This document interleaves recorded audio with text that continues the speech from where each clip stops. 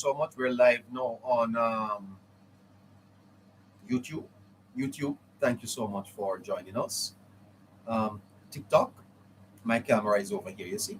Pardon me, I'm looking here. Okay, so if I give me a little chance. So thank you for tuning in. My TikTok camera is over there. Over there. So if I look away, beg your pardon. Soon and very soon we will have one focus camera so that we can speak to you directly. We need to get to 1,000 subscribers very soon. We're asking you to help us with that, all right? And please, as we rebuild, um, we need your support. So if you can send us a $20 or a $10 or $50, we'd appreciate it. All right. Thank you so much. All right. So I like to cover a little bit of the news for you, and I'm going to start with the Ministry of Education. The Minister of Education, who is the Minister of Information, had a press conference today, and the minister did something quite unusual. She brought to the post-cabinet press briefing the top 10 performers at PEP, and she had two principals in there with her. And here is what transpired, because the opposition The questions are opposition spokesman on basically the same across years. There was no dumbing down of the exam, and I don't know if you want to say, okay, come on up. A principal is here, and she wants to tell you, come to the microphone. well, I don't know how appropriate that was, but it happened where the Minister of Information is having a press conference and is responding to the opposition spokesman on education, Mr. Crawford, Damian Crawford,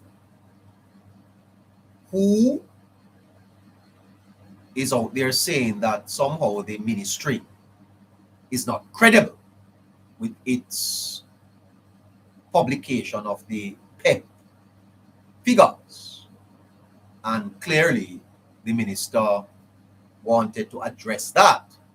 It so happened The questions that the minister had a principal there with her, and the principal decided to speak. Here's what transpired there. are basically the same across years. There was no dumbing down of the exam, and I don't know if you want to say, okay, come on up. A principal is here, and she wants to tell you, come to the microphone. Yeah. It's good. I don't want the principals to be dragged into the politics. So I'm not so comfortable with it. But let's hear what she said. Good when a principal can respond. I don't have to respond to everything. Good morning, everyone. I'm Haiti K. Holmes, principal of Creative Kids Learning Academy. The exam by no means was watered down this year. The standard was in keeping with what I've seen over the years. In addition, I just wanted to say a little bit about my thoughts on the PEP exam. I've been in the classroom, so even though I'm the principal, I teach at the grade 6 level. And I've been in the classroom for over 25 years. And the difference that PEP has made is absolutely astonishing. You see students who are now critical thinkers. You see students who are problem solvers. They're able to associate real life situations. So, and not only does PEP happen at grade 6, it happens from early on. So it's accountability for parents, for teachers. Parents now become interested in their child or children's education, because at grade 4 it matters now.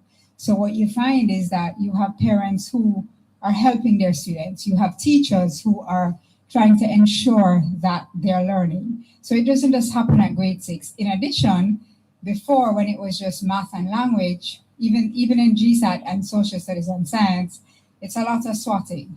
Right now, it's a lot of critical thinking. For science, you have to do the That's very, very important,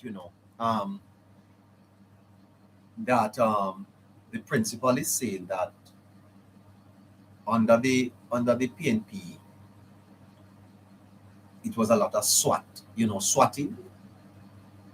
You have to try to remember. She's now saying that it's more critical thinking. That's fantastic, That's great. It's great that the system of education in Jamaica is moving towards critical thinking.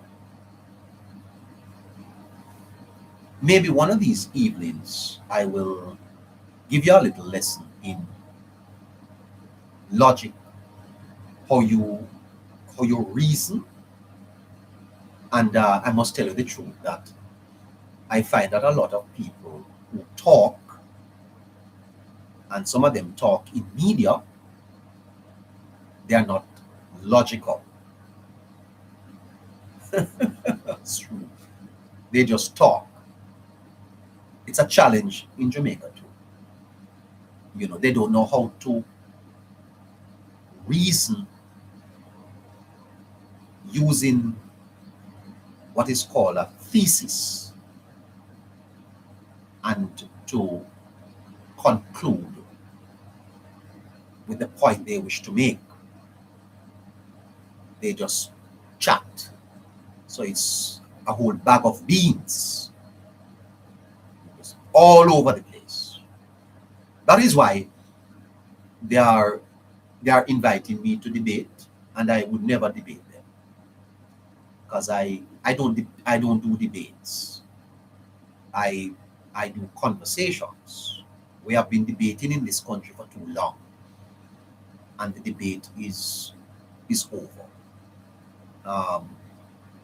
So it is something that the ministry should be commended for, based on what the principal is saying, that the students are developing critical thinking.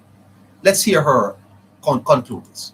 experiments. The questions are based on the experiments. For social studies, it has various topics, but that the students need to associate real life with government. A lot of government is in it for social studies for grade 6. And I'm sure that the high school must see an uptick in the level in which these students can reason and think when they get to grade 7. You hear that? High schools should see an uptick at grade 7. So what is Mr. Crawford's response? Is Mr. Crawford going to say that this principal is playing politics? Mr. Crawford, you, sir, it has been alleged that you are putting yourself forward to be the leader of the PNP. And if you are going to put yourself forward to be leader of the PNP, it therefore means that you could become the leader of the opposition. And if you become the leader of the opposition, then you are the alternative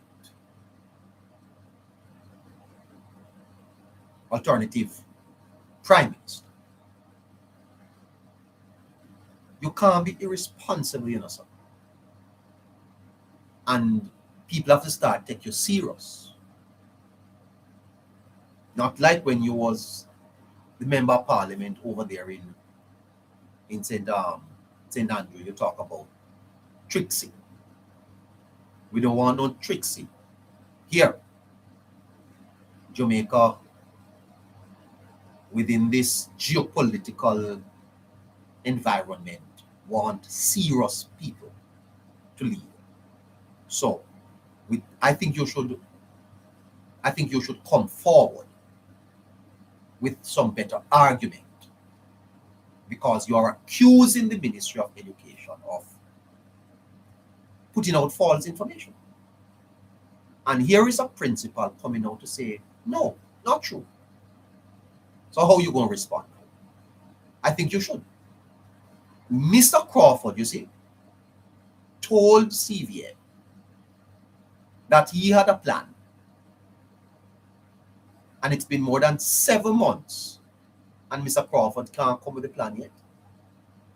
Then how Mr. Crawford is going to challenge for leadership?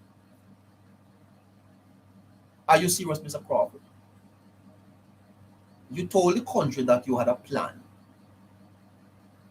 after the election for education. Where is the plan? What is the plan? What is Mr. Crawford's plan for education? Because I'm not sure. Mr. Crawford said that he would raise taxes. And when pressure take him back down off it. Would you raise taxes, Mr. Crawford?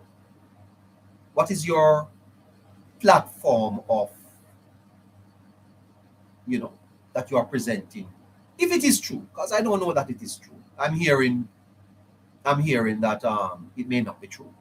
That it's a figment of some people's imagination. Anyway, it is interesting that the Minister of Education did that today, and it is an important point in the context of Mr. Crawford's alleged interest in becoming Prime Minister of Jamaica. There's not going to be any easy ride for you, Mr. Crawford. You can't just take over so if you intend to do that. There's not going to be no easy ride for you. So just answer the questions then, no? Please. And don't be irresponsible. The last thing we want from a new breed politician is for them to seek to divide the country, especially on a matter as important as education. We don't want no division on that. And you have some questions to answer. And I have some questions for you, sir. And if you won't come here and answer them, I will raise them publicly. You have some questions to answer, okay? As you ready yourself, we have some questions for you. Are you prepared to join us? Well, we are here, okay? I noticed you went on CVM. Why? Why are you going on CVM and you can't come here? Come here, man. Come, let's talk about some of the issues. You've been here before and we treated you well. You can come back. All right. Now, the Jamaica Labour Party welcomes the positive reviews from principals, educators, students, and parents on the National Rural School Bus Program. 1 year after its full rollout, the program continues to deliver safer, more reliable, and more affordable transportation for Jamaican students. So the Jamaica Labour Party is commitment. The Jamaica Labour Party welcomes publications which indicate that 1 year after the implementation of the National Rural School Bus Program, it is getting high marks from school administrators, educators, and students who say it has delivered on its promise to make transportation safer, more affordable, and more dependable for thousands of students. The Rural School Bus Program is part of the Jamaica Labour Party administration's commitment to delivering safer, dependable, and more affordable transportation for our nation's children. The feedback in the publication, where parents, school administrators, and students describe the impact of the program as tremendous and beneficial to them, is encouraging. Even as work continues to improve the Rural School Bus Program, commendations are due to Minister Vaz, who championed this initiative and indeed the cabinet of Prime Minister Holness, which signed off on the program. The program is evidence that the Jamaica Labour Party government is not merely prepared to talk about creating safer and more affordable transportation for our students. It's evidence that we are willing to act and deliver on that conviction and policy position. The tremendously positive feedback concerning the impact of the program also serves as a reminder that politically partisan rhetoric should have no place in conversations about our nation's children. And I make that point because one of the low points of last year was when prominent opposition spokespeople, Mark Rowland, Peter Bunting, and Nikhil Phillips, took to the political platform to lambast the program. I recall Bunting and Golding denigrating the buses as old and ostensibly seeking to scaremonger by saying that the buses would kill off our children. That was unfortunate rhetoric by the opposition, which should be condemned. The fact is, Minister Vaz and his team did the competent research, and the program has indeed enumerated to the benefit of important stakeholders, including our students. The Jamaica Labour. All right, so you hear that? Not one of the buses have broken down. Not one accident. Let me ask you something, listeners. What in the PNP you find attractive? What? What of the PNP is attractive?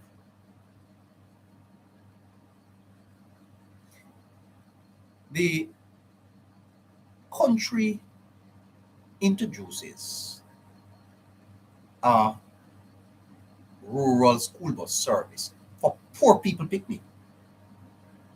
When I went to school in the 90s, I stand up in a Mandeville bus park and wait for bus to go Christiana and come back. You hear me tell you? Me turn up a Mandeville bus park a morning time, wait till the bus go Christiana and come back under the PNP. Me barely get a seat in a bus. Me don't know what it is for sit down in a bus. I turn up. Hot. Sometimes when you reach school, your white shirt mash up and green up and all that stuff.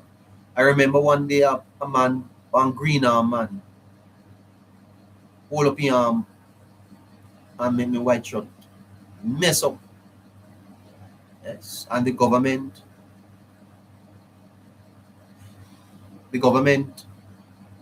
implements a rural school bus service, and the PNP criticize it. Say they will kill off the picnic then. Peter Bunting picnic take bus. Yeah? You think Peter Bunting's children take bus to school? And Michael Phillips and Mr. Golding. Yeah? And you hear the results of it. A tremendous success. And people still are run up and down online. Say them are blocked for PNP. One have to say about the school bus service now. You know, this is a problem, man. And you know, I've been asking myself, why are Jamaicans not more supportive of this government? That is to come. I will tell you the results of it shortly. Fascinating stuff, eh? Congratulations, Mr. Vaz. Congratulations. Deliver safer. The Jamaica Labour Party welcomes publications which indicate. Right. Congratulations to the minister and the government on that. Fascinating and great that it is a success.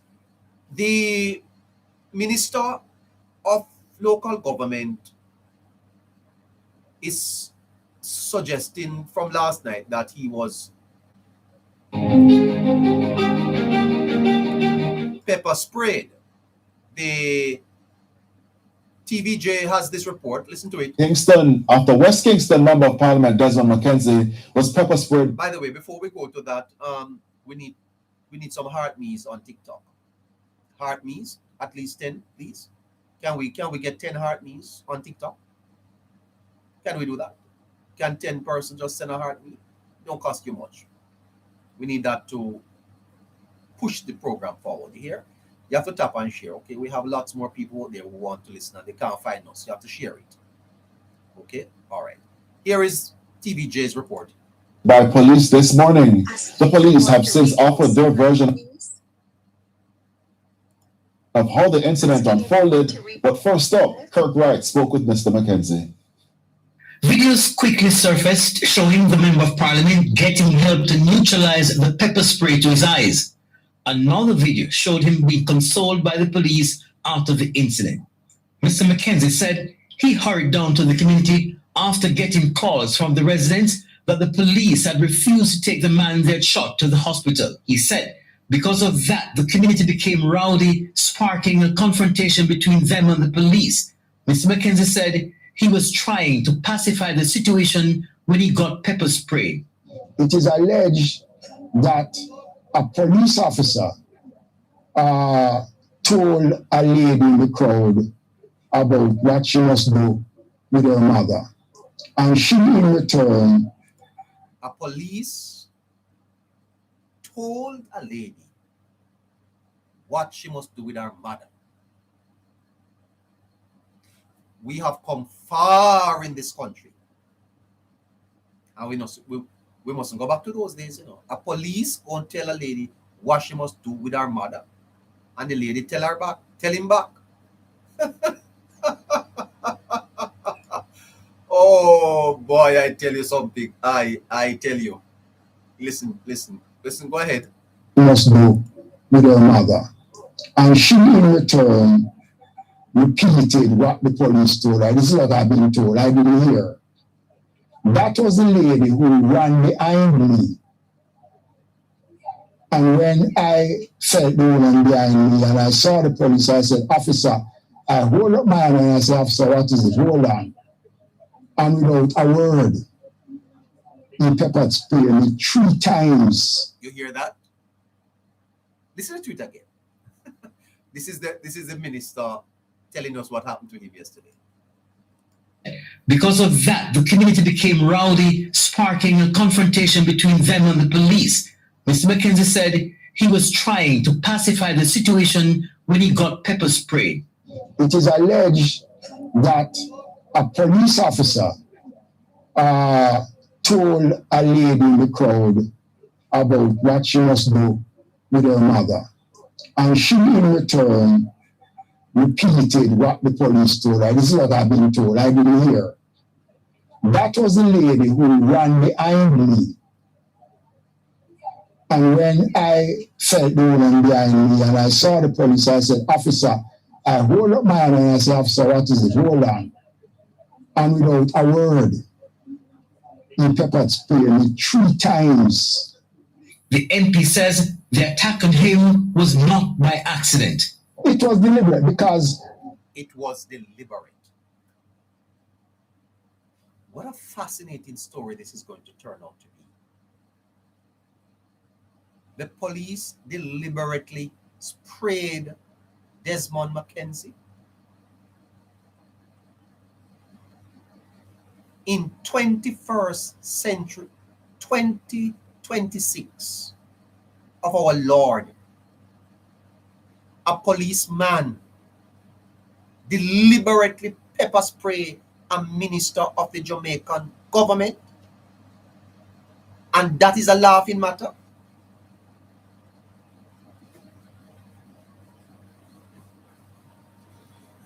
You know, had I gotten this piece of information last night, I would have changed my tune. Because the state can't pepper spray itself, how can the state pepper spray itself? The policeman derives his authority from the state. The authority to act is delegated. The policeman is not acting on his own, because I or you cannot buy a can of pepper spray and spray somebody, you know. And if we are to carry a firearm, we have to get a license to do it. If this is true, but have we heard from the Commissioner of Police and the Minister of National Security? Well, it's an operational matter, but I don't understand. How can Desmond be saying that the police deliberately sprayed him 3 times? In other words, psst, 1, psst, 2, psst, 3.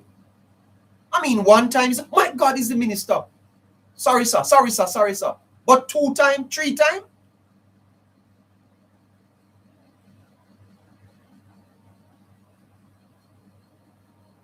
And this is the bone of laughter. This is what Jamaicans are out there laughing about, mocking about. Oh. Alleged that a police officer told a lady in the crowd about what she must do with her mother. And she, in return, repeated what the police told her. This is what I've been told. I didn't hear. That was the lady who ran behind me. And when I felt the woman behind me and I saw the police, I said, "Officer," I hold up my hand and I said, "Officer, what is it? Hold on." And without a word, he pepper sprayed me 3 times. The MP says the attack on him was not by accident. It was deliberate because there wasn't anything happening that would have warranted the police using pepper spray. It was only one incident I saw where a stone was thrown, and that was long before the incident. There is no broken bottles, there was no attempt to block any roads by the residents. So it is that the crowd was making noise because they were upset. Did the police say you were obstructing them in their duties? Would that be correct? The police can't say that either, because I was engaging the police in a conversation before that incident happened. Mr. McKenzie said he hurried down to the community after getting calls from the residents that the police had refused to take the man they had shot to the hospital. I spoke with the officer, I walked with them, and eventually they took him out. Now I understand that the police have said that the reason why the man that was shot during the operation was not taken up because the residents were preventing the police from doing so, which is untrue. This is the Ebony. Well, there is another report suggesting that the minister had to leave Parliament early because of the burn in his eyes. A police man deliberately sprayed pepper spray in a cabinet minister's eye. And what is the response of the public? Laughter. Agony. This society is ill. The society is ill. Let's move on.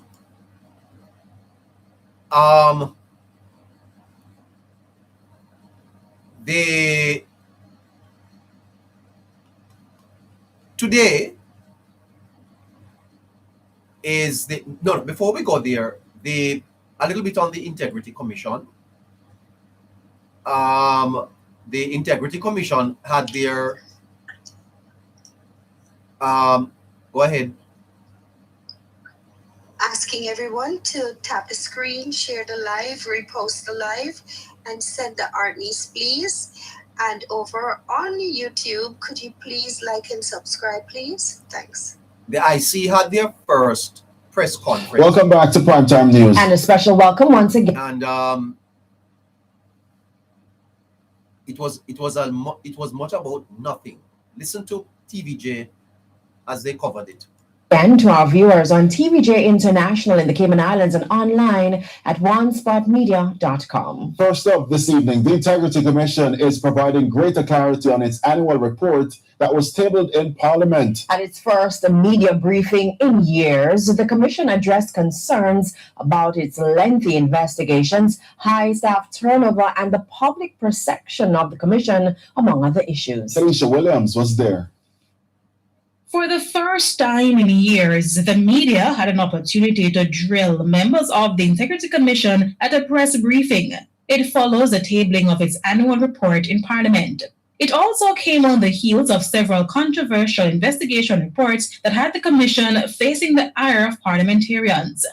First up, concerns about the time at which it takes the Commission to complete its investigations. Complex matters will take a longer time. But what we're trying to ensure is that the matters that do not need that time are completed as soon as possible.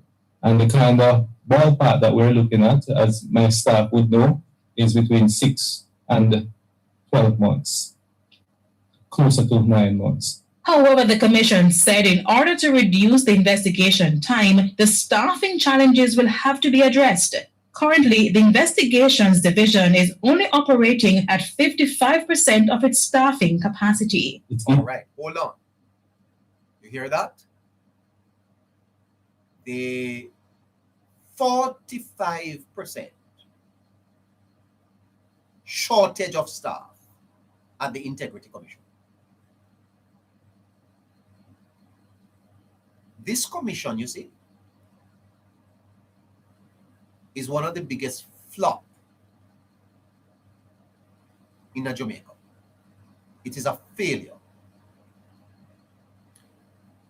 And I don't think the Integrity Commission is going to talk about the Integrity Commission is saying social media is giving them a hard time.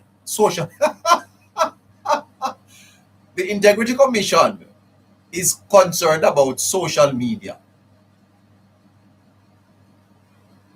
You listen to me. They said they have written to the Ministry of Finance. Do not send them $1. Miss Favour Williams, do not send taxpayers' money down to this. No more money until it is fixed. They don't have no staff. They don't have no staff down there. Nobody don't want to work down there. And you're going to see it get worse. Listen carefully. It is indeed a difficult psychological burden to come to work, and every day you have 11 or so matters to pursue. Some of these matters are extremely complex and voluminous, and so we have to ensure that we recruit the number of staff necessary. The man is saying that psychologically it's affecting them. Maybe that's why they're making so much mistake, because him said it's psychologically they are a little bit off. I've never seen such a group under pressure yet. They're under pressure down there, man. And they deserve to under pressure. It have been wound up. That it can't go on. No matter how them fight, it can't. Integrity. Do master. Nobody send no money go to Integrity Commission for taxpayers' money. No one. Take the money and do it something else. Anyway, go ahead. At least to fill our establishment so that we can continue our work in this area. The challenge, though, is that the Commission is already having a tough time retaining its staff, so recruitment may be difficult.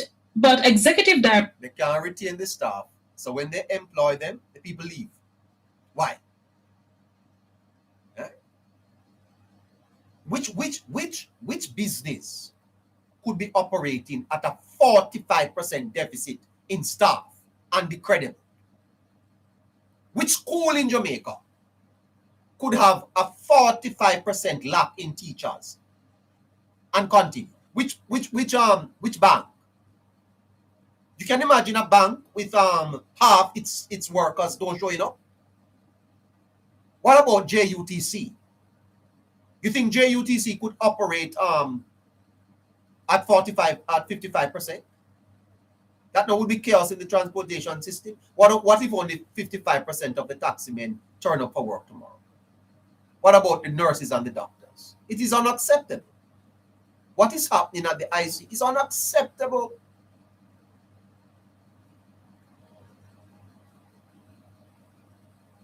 I'm Papi sure this.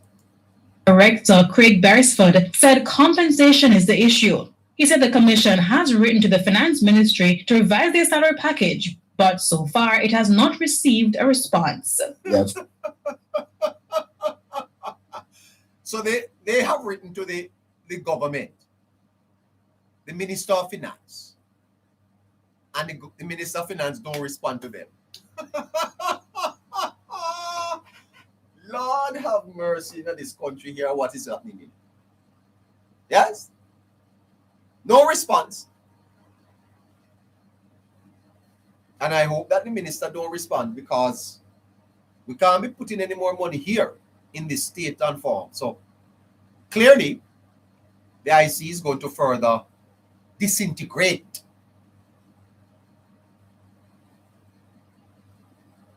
Wow. I could have said something here, so but I make it stay, because I am hearing that news is about to break here. Hold on there for me. It is about to get very, very interesting. Finish with that for me, because I have lots to do. Found that especially our technical persons, they are at a lower level in terms of comparative than they were before.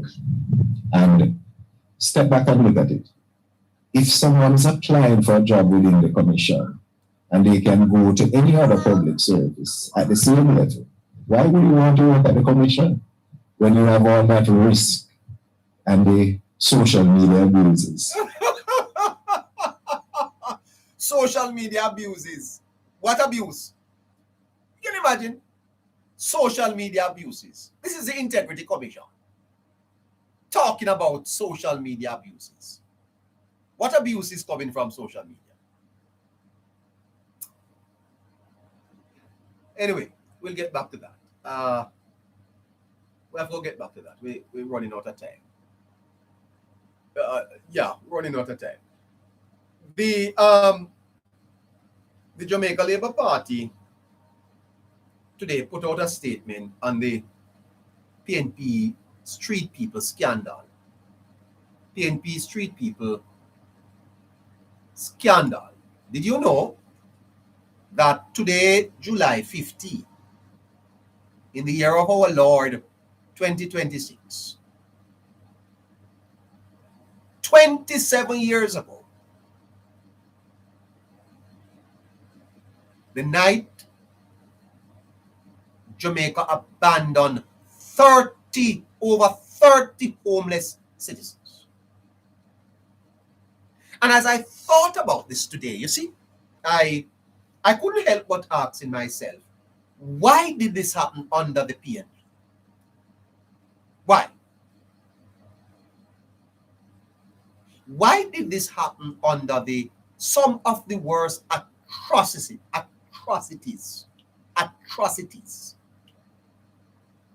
have occurred under the PNP? Why? Here is what the Jamaica Labour Party today is put out today. Anniversary date for a day in the life of Montego Bay and the parish of St. James, which will forever be regretted but must not be forgotten. July 15, 1999 was a day when homeless persons were shamefully and forcefully removed from Montego Bay and dumped in a mud lake in St. Elizabeth in the dead of night by a PNP administration. There is a quote that says, "A society is judged by the way it treats its most vulnerable, and the treatment meted out by the PNP administration confirms that they have not passed the test reflected in that quote." The Jamaica Labour Party, under the leadership of the most honorable Andrew Holness and Minister of Local Government and Community Development, the Honorable Desmond Mackenzie, understands the quote, "In respect of the action of the most honorable Prime Minister, over 300 houses under the Hope program, houses of substance, have been delivered offered to persons who found themselves in dire situations. The Ombudsman Mackenzie has ensured funding is made available through municipal corporations to improve accommodations at several infirmaries across Jamaica, including St. James. In St. James, there has been the construction of a new rail wall and dining area. And across the parishes of St. James, indigent houses of quality, have been built and delivered to those confirmed as outdoor poor. The beneficiaries of these programs fall amongst the most vulnerable and are programs to be recognized and hailed. Let us continue to bring hope to the most vulnerable across the length and breadth of Jamaica. So while we recognize this date, a date that must never be forgotten, we must continue to bring hope to those who are in need. That's the Senator Charles Sinclair. By the way, Mr. Sinclair, if anyone listening to the program could reach out to Mr. Sinclair, it would be great if Mr. Sinclair could come here and tell us a little bit more about this matter, or any member of the party who want to join with us and discuss this PNP Street People scandal, and a scandal of epic proportion it was.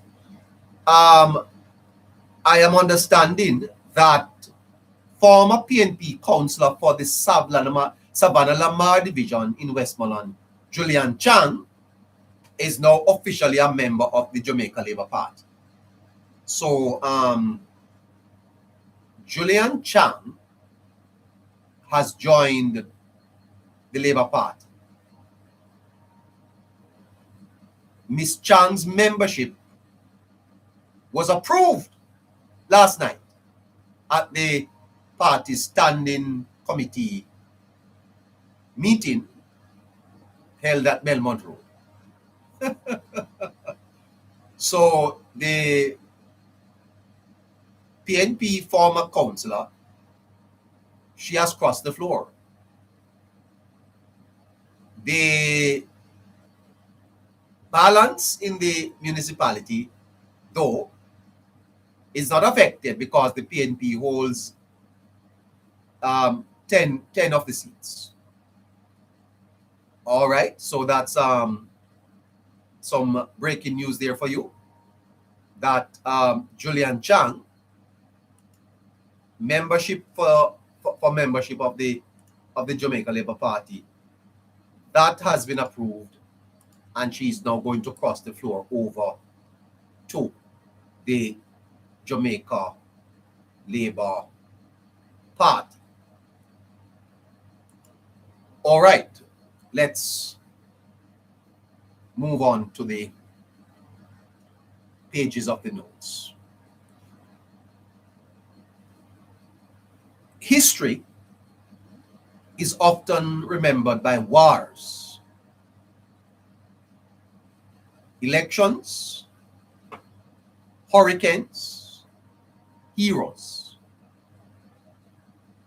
Yet some of the truest measures of a nation's moral character are found in what it does to those who possess the least power. It is said that a nation is measured by how it treats its aged and its young. 27 years ago,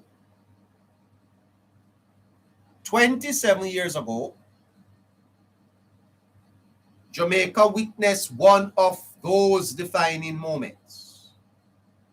Not because thousands died, or because a government collapsed,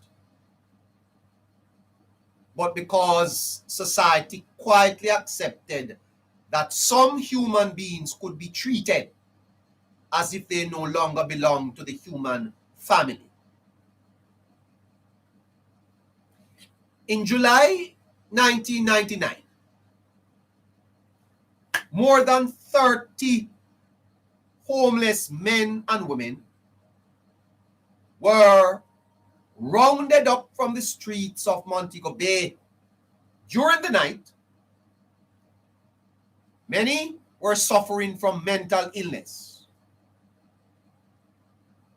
You ain't gonna tell me about mental illness now. I know about it. I have worked with people with mental illness. It is an illness. Some of them had physical disability. Others were suffering from addiction.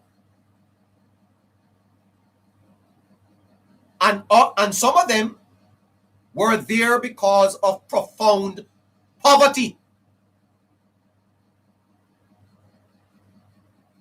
The very government that caused some to be on the street is the very government that dumped them in a mud lake. Let that sit in. And why do I say that?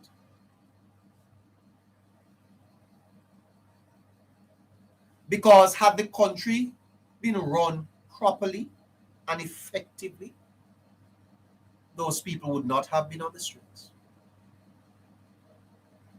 Some of the people you see on the street are homeless. It's a failure of the system. Put out and get put out of them house.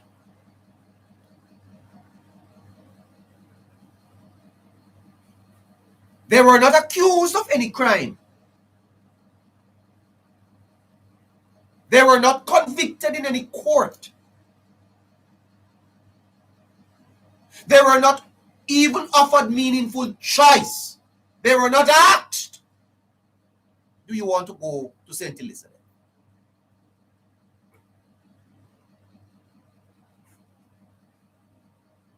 Instead, they were loaded onto a truck and transported from Montego Bay across the parish and abandoned near the bauxite industrial red mud disposal area in St. Elizabeth. Every Jamaican listening to me tonight, if God is in you, it is one of the worst piece of injustice that was ever done to our brothers and sisters in Jamaica. You talk about wickedness. Oh God, have mercy on some people. If it was in this life that we have hope, we would be like men most miserable.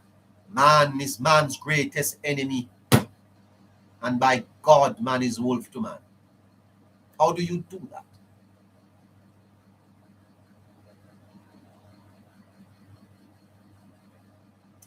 You know what humanity is? It's about a man helping a man. Think about it. The image is haunting. Because human beings discarded, you know, if you are transporting hog and goat, human beings being discarded beside industrial waste, not because they had committed evil, but because they were considered inconvenient.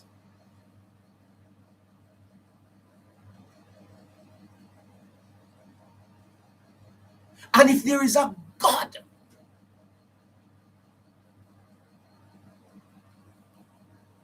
someone will pay for this one day. I tell you every day what the Lord did to the man at the pool of Bethesda. He went there and told him, rise, rise, pick up your bed and walk. What did Jesus do? He restored the man's dignity. What did the government do? Throw them a mud lake.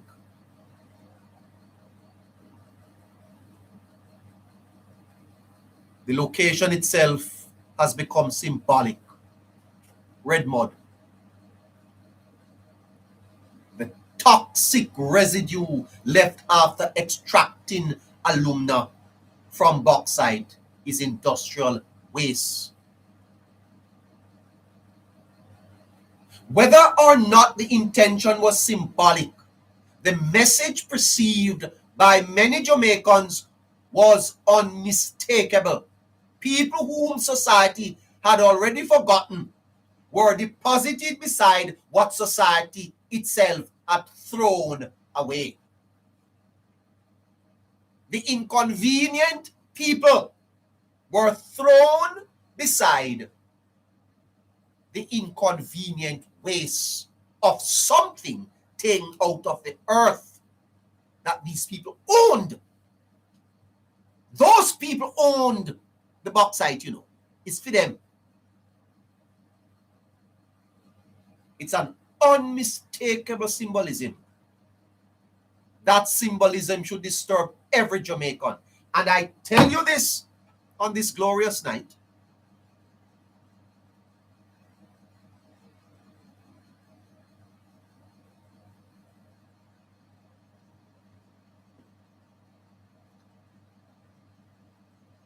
no one was held accountable,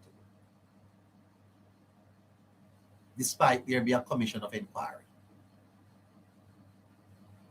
The question I want to ask tonight is not simply what happened. The question that I want to ask is, what had we become? What had we become?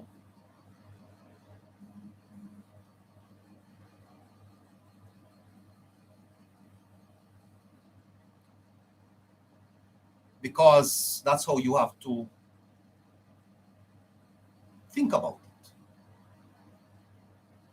That the society was so degraded that we saw some of our own as inconvenient. Philosopher Immanuel Kant argued that every person must always be treated as an end in themselves, never merely as means to another end. Governments exist not to maximize convenience, but to protect dignity. If people were removed because tourists should see poverty, you know why those people were removed?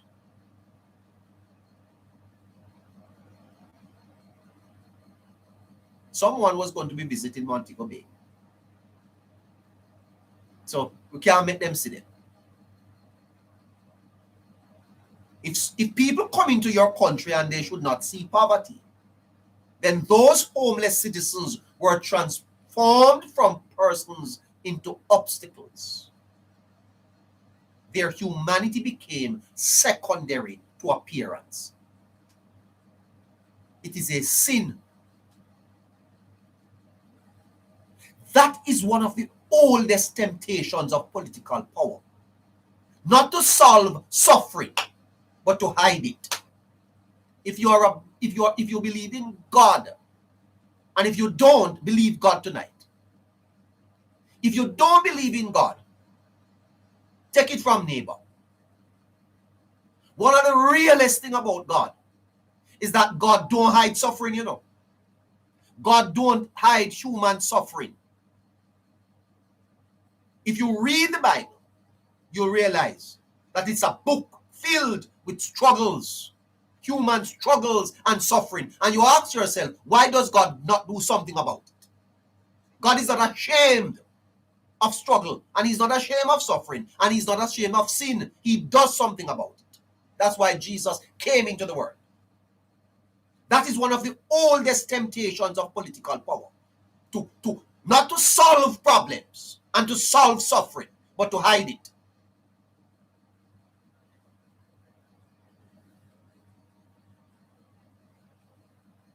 Societies often engage in what psychologists call moral disengagement. We distance ourselves from those who suffer by changing the language we use about them.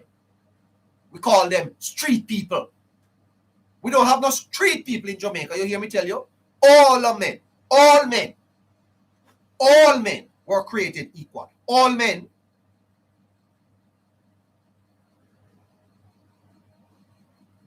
Were created equal. None of us were born rich. And when you die, and I, it's the same cemetery. They become street people. No longer mothers or fathers and sons and daughters. They are street people. They become the homeless instead of Michelle, Robert. That is that man over there is Robert his name. No. He's a madman. Because labels create emotional distance. Emotional distance makes extraordinary cruelty appear administrative rather than immoral. So when you distance yourself from them emotionally, then when cruelty is administered to them, it's not a person that you administer the cruelty to. It's a madman. It's a homeless man. It's a street people. It's a street person.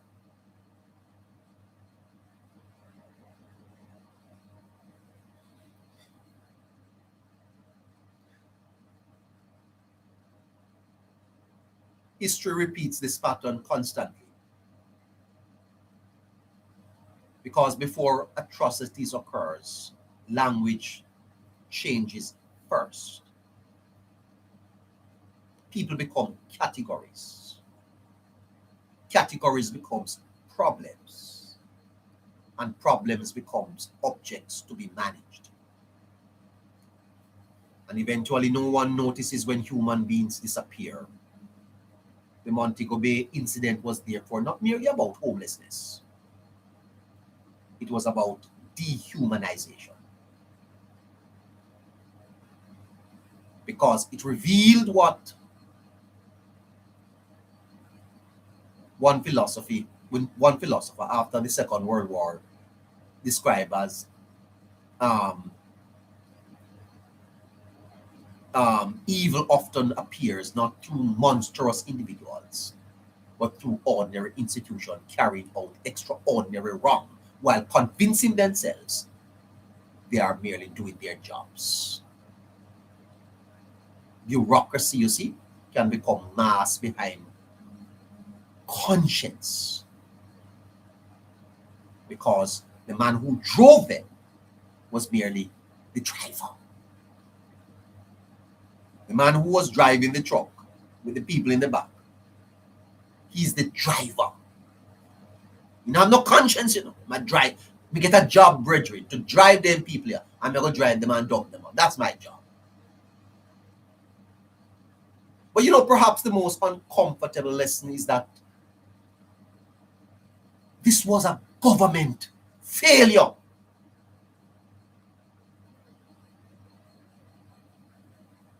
Because governments reflect, governments amplify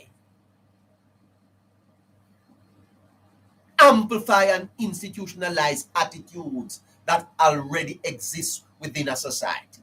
That's what governments do. They are the mirror of the society. Asking everyone to tap the screen, share the live, repost the live, and send some heartbeats, please. And so if I should analyze that incident, the conclusion I would come to is that the government of that day saw the people of Jamaica as inconveniences. That was the mirror of the government. That was the reflection of the PNP. And if it happened under Labour, it would have been the same thing. Governments reflect, they amplify and institutionalize attitudes. Is that how the PNP saw the people of Jamaica at that time?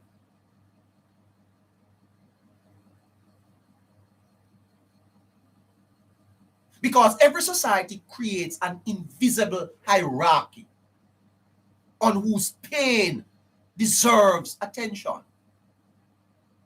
The wealthy lose electricity and it becomes national news.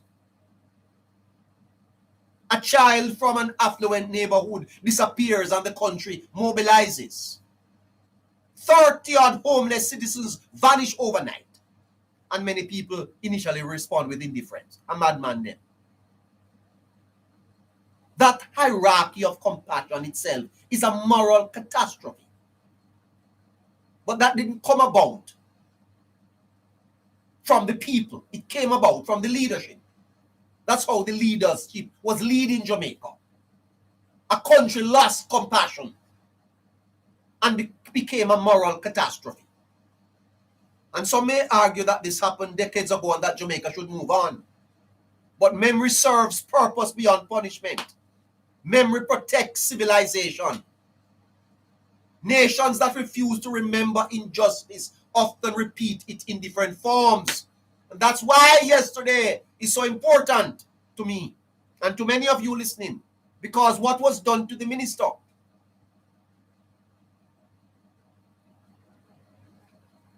is also injustice.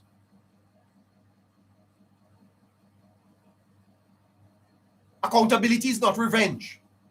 Accountability is education. Accountability is not revenge. Accountability is education. And it teaches future leaders that power has boundaries. That's why I'm concerned about this new breed. For they lack the tact. They lack the empathy, the finesse to be great.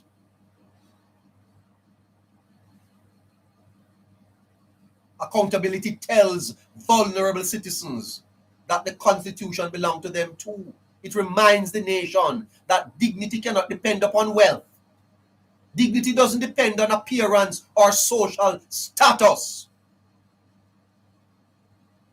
No man is an island. No man stands alone. Each man as my brother. Each man as my friend. We owe an apology to the families of those 3 people who were dumped near the mud lake. And anyone responsible for that should never be sitting in the parliament. Anyone associated with it should never, ever hold the reins of power in this country again.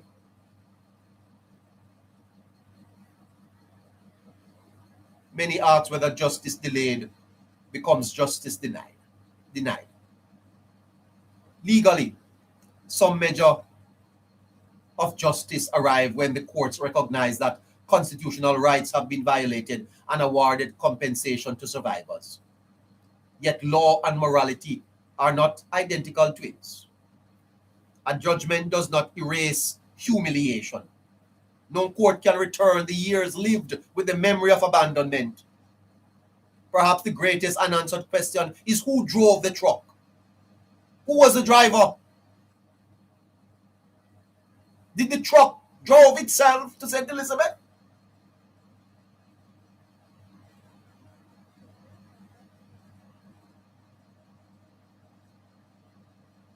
Who created the climate in which such an operation became imaginable?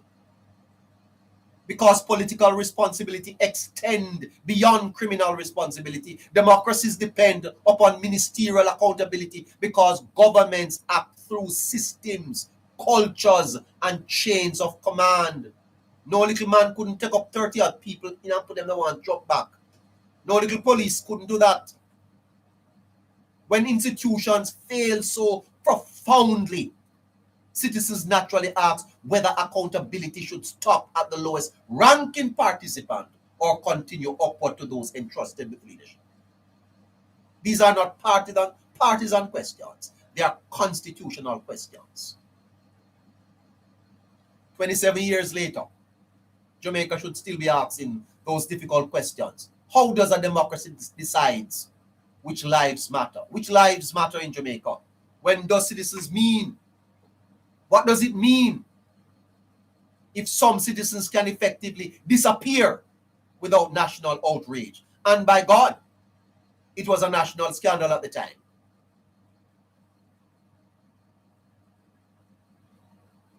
And here we are 27 years later. We remember it, and we pass on and we move on.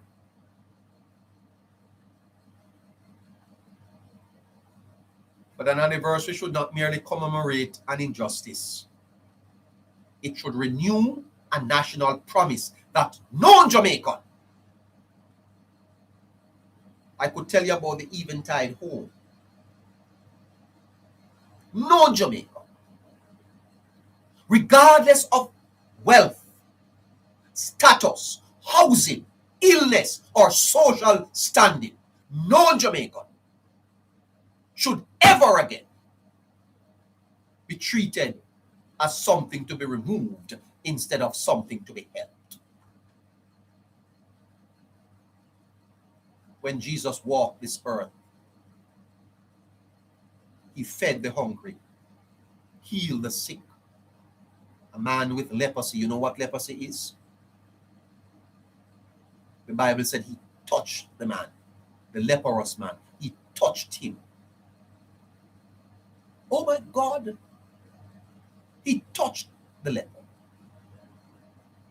Oh, there are lepers around us. And they must be touched.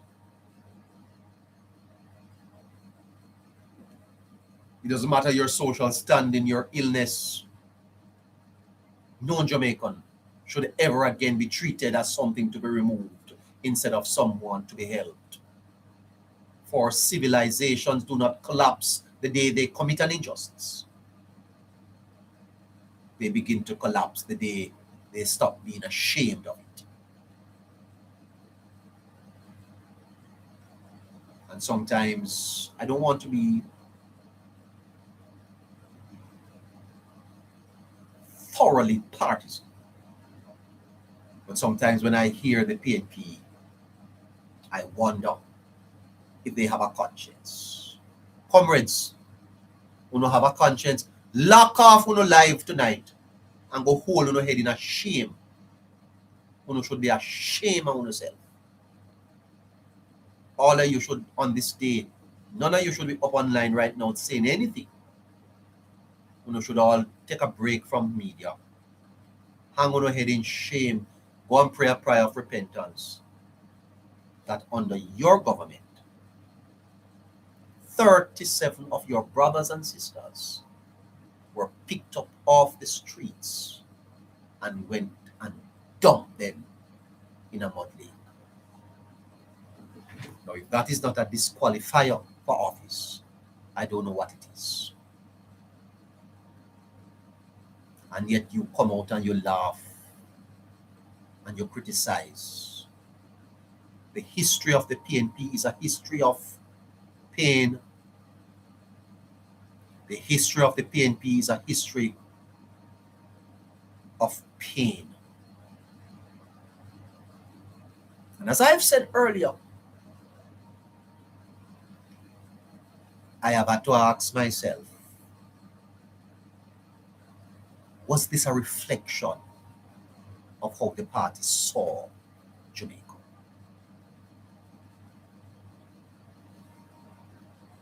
Because if it was, then I see why FinSAC came about. And there was a time when we were told 5 flights a day. You don't like what is happening? Leave. Leave the land of your birth. Imagine that. You're born here. And you are going to be told, if you don't like what is happening, planes are at the airport, move out of the country.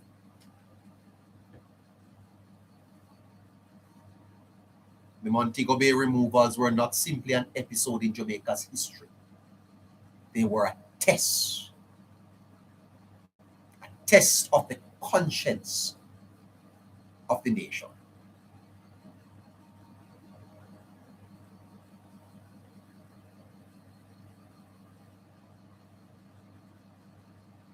I get the sense that under wholeness, this could never happen. And I hope it never will.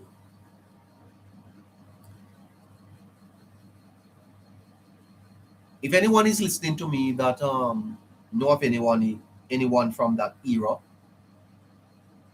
give them my regards and tell them that I am deeply sorry that I live in a country that did that to my brothers and my sisters. I'm deeply offended by it. It is immoral. It is wicked. It is not Christ-like. And the PNP should be ashamed today. Ashamed that under their management, this could ever happen to Jamaicans. What a shame. Comrades, you are shameless, you're classless, and quite frankly, that you have remained in opposition for 3 terms, maybe is payment for the wickedness. Because God not sleep. And when will you emerge from your slumber to pick the proverbial head out of the sand and realize that you have hurt Jamaica? You have hurt Jamaica so much that after 27 years, we're still crying. There are still tears to be wiped from the eyes of Jamaicans for a government that only looked out for itself and presided over a country where its citizens were picked up in a truck and dumped like garbage. One more thing before I go. Right here on Politics Matter Jamaica, truth over balance. I don't do balance. I do truth. Truth over balance. There is an unwritten constitution of Jamaican power. Stay tuned for that. And I'll put it to you that Jamaica has 2 constitutions. 2. You will not hear this anywhere else. Because we don't just talk here. We are inspired. The things we say comes from a higher source. Jamaica has 2 constitutions. One was signed in 1962, and the one we inherited from the plantation, colonialism, and more than 40 years of tribal politics. If you are going to understand the problems of this society, you have to follow me. It's not one constitution Jamaica have, it's 2.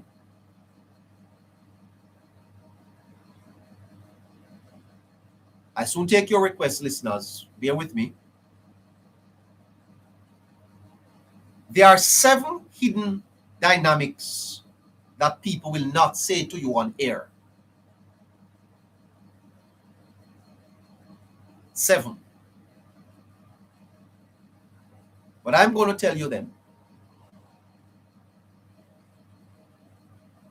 1 is the class problem.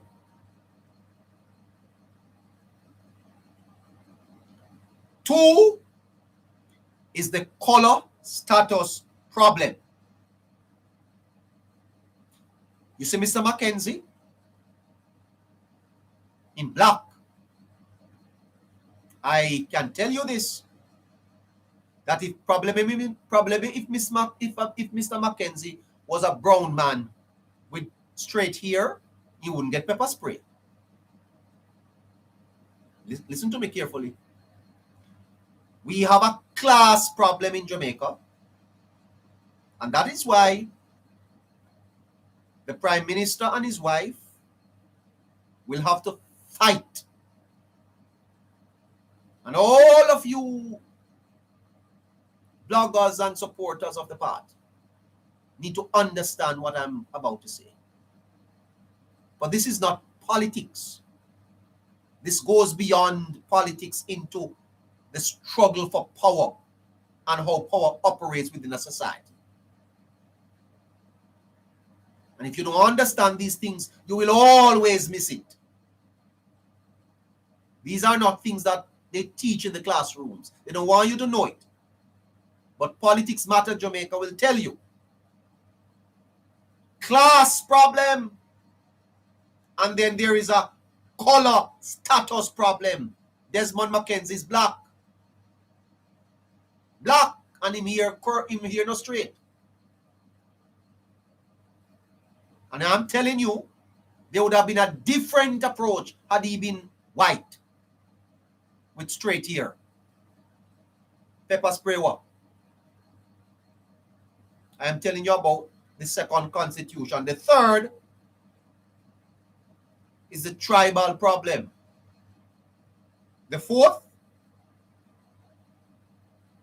is the hierarchy problem that is being manifested in the chamber.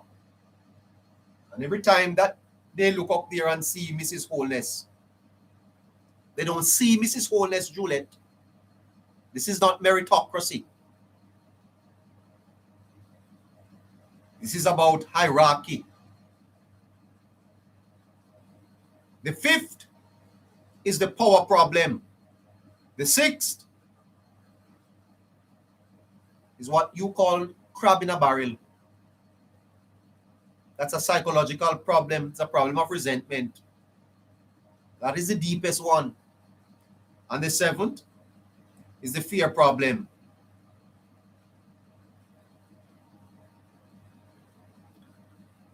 Time is not going to give me to break it down.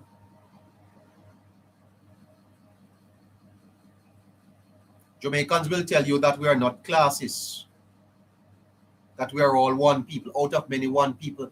Lie. Out of many which one people. And that's a lie. We are classes in Jamaica. If we were not classes, we wouldn't treat the Prime Minister the way we're treating him. Part of the Prime Minister's problem is that he never went to Campion High. He went to St. Catherine. He never grew up uptown. He came from Spanish Town.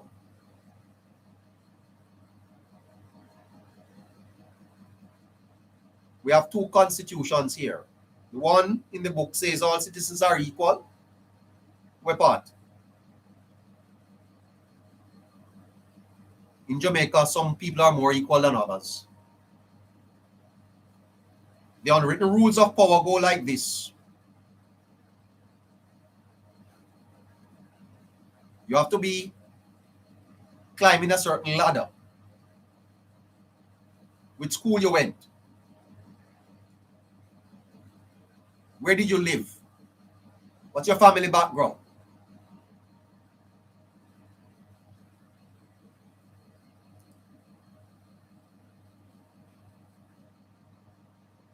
Uh, 12 minutes to 9. I'll get back to that. I'll get back to the two constitutions in Jamaica, and I'm going to show you the problem we're having. It's a problem about power.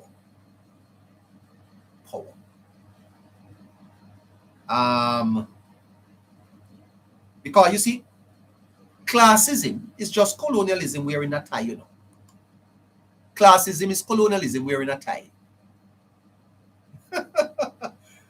we talk about colonialism. We're not over that yet. We're not over that yet. Who do I have first? Who do we have? Producer. Let's hear. Let's hear from you. By the way, politics Jamaica. Politics matter Jamaica. Classism is colonialism in a time. That is why it is very important. Very, very important. You see this debate about Mark Golding and his heritage. It's a pity it was politicized. It's a fascinating debate because Jamaica's identity is not yet defined, No. And it is fascinating that a man of Mark Golding's background could become a prospective prime minister. And that debate is being seen as somehow political. No, these are serious questions.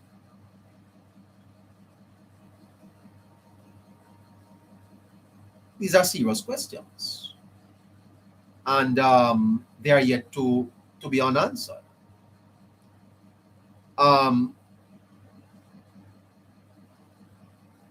Every country you see has an invisible moon. An invisible moon of what their leaders should look like, how they should act. Right? And we avoid these debates because they're not the ones that elicit the crowd, What it is what is affecting us. When I look across Jamaica and I see how people are living and are behaving and some of the things they are saying about one of them prime minister, it shocked me. It really shocked me. I have spent a lot of time thinking about how is it that Jamaica's best prime minister is not great, is not more admired by more Jamaicans, that Andrew Holness is more admired by outsiders than his own people.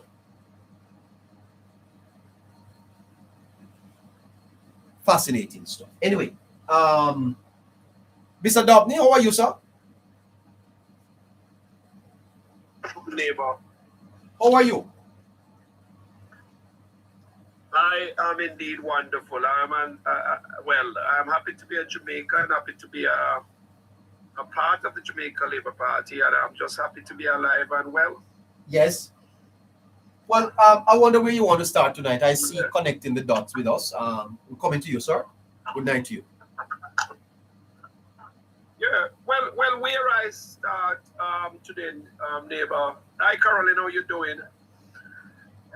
We start today as we got a little bit more clarity on the situation. Well, the happenings with Desmond Mackenzie. We see where, we have gotten a direct message from him as it relates to the deliberate nature of what happened. And as we would have discussed, it is something that we must be strident in ensuring that Jamaica understands what really happened and the deleterious nature of that to the construct of our leadership systems in Jamaica. And by extension, how we should see leadership and how we should accord respect within context to the office and indeed the person who holds these office. It also goes to another level where leadership has to project themselves within a context that respect comes to you automatically. Because our society is still divided and polarized by who and the color that you ascribe to within the political space. Yes. That is a problem, and that is what we have to seek to eradicate from how we behave and how we operate.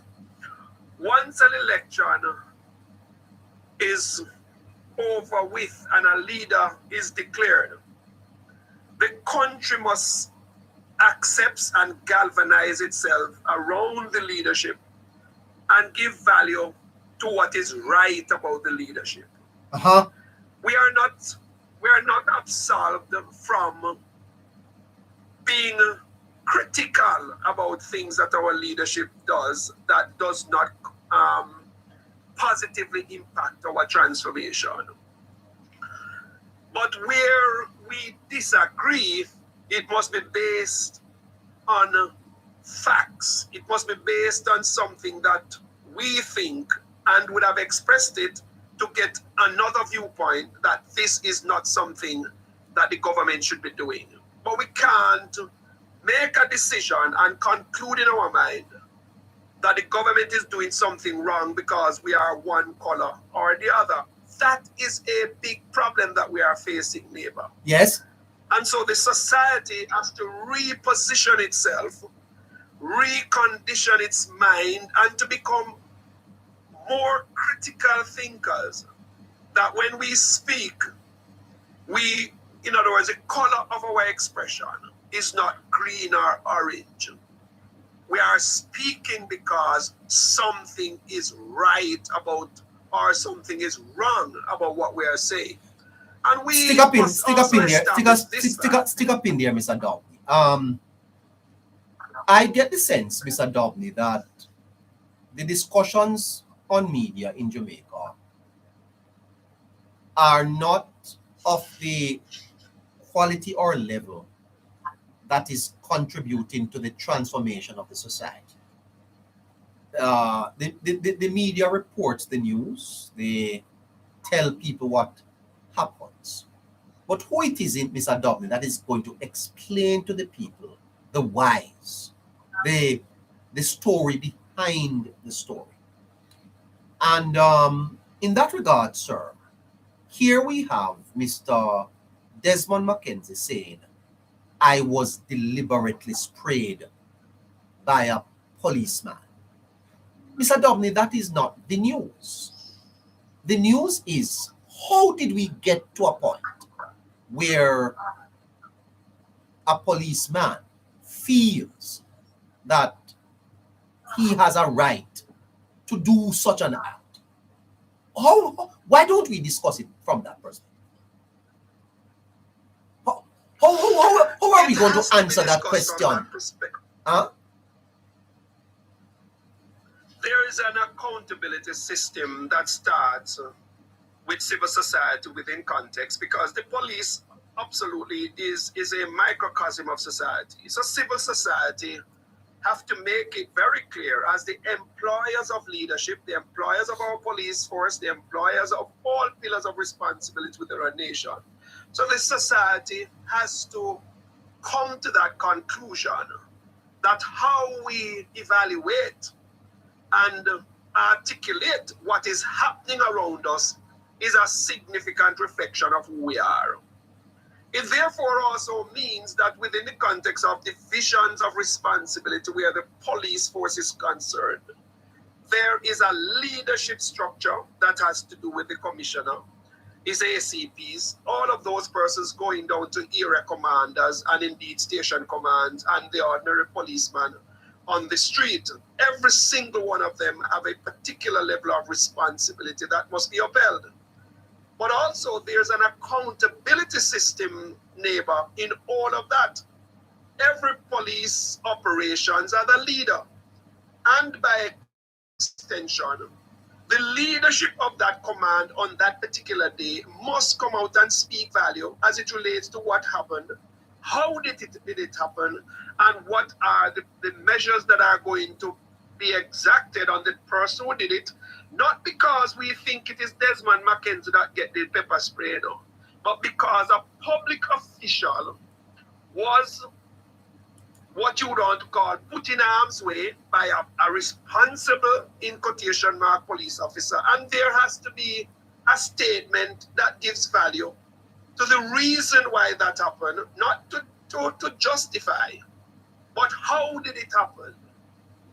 And those things has to be discussed, and those things has to be articulated in a manner so based on investigation and a conclusion as it relates to what happened. It cannot be allowed to be a 9-day talk, because every public official may very well be subject to that atrocity, that same treatment, and then we would have been what you would want to call bringing into disrepute the offices that are held by our public officials, and then nobody becomes safe.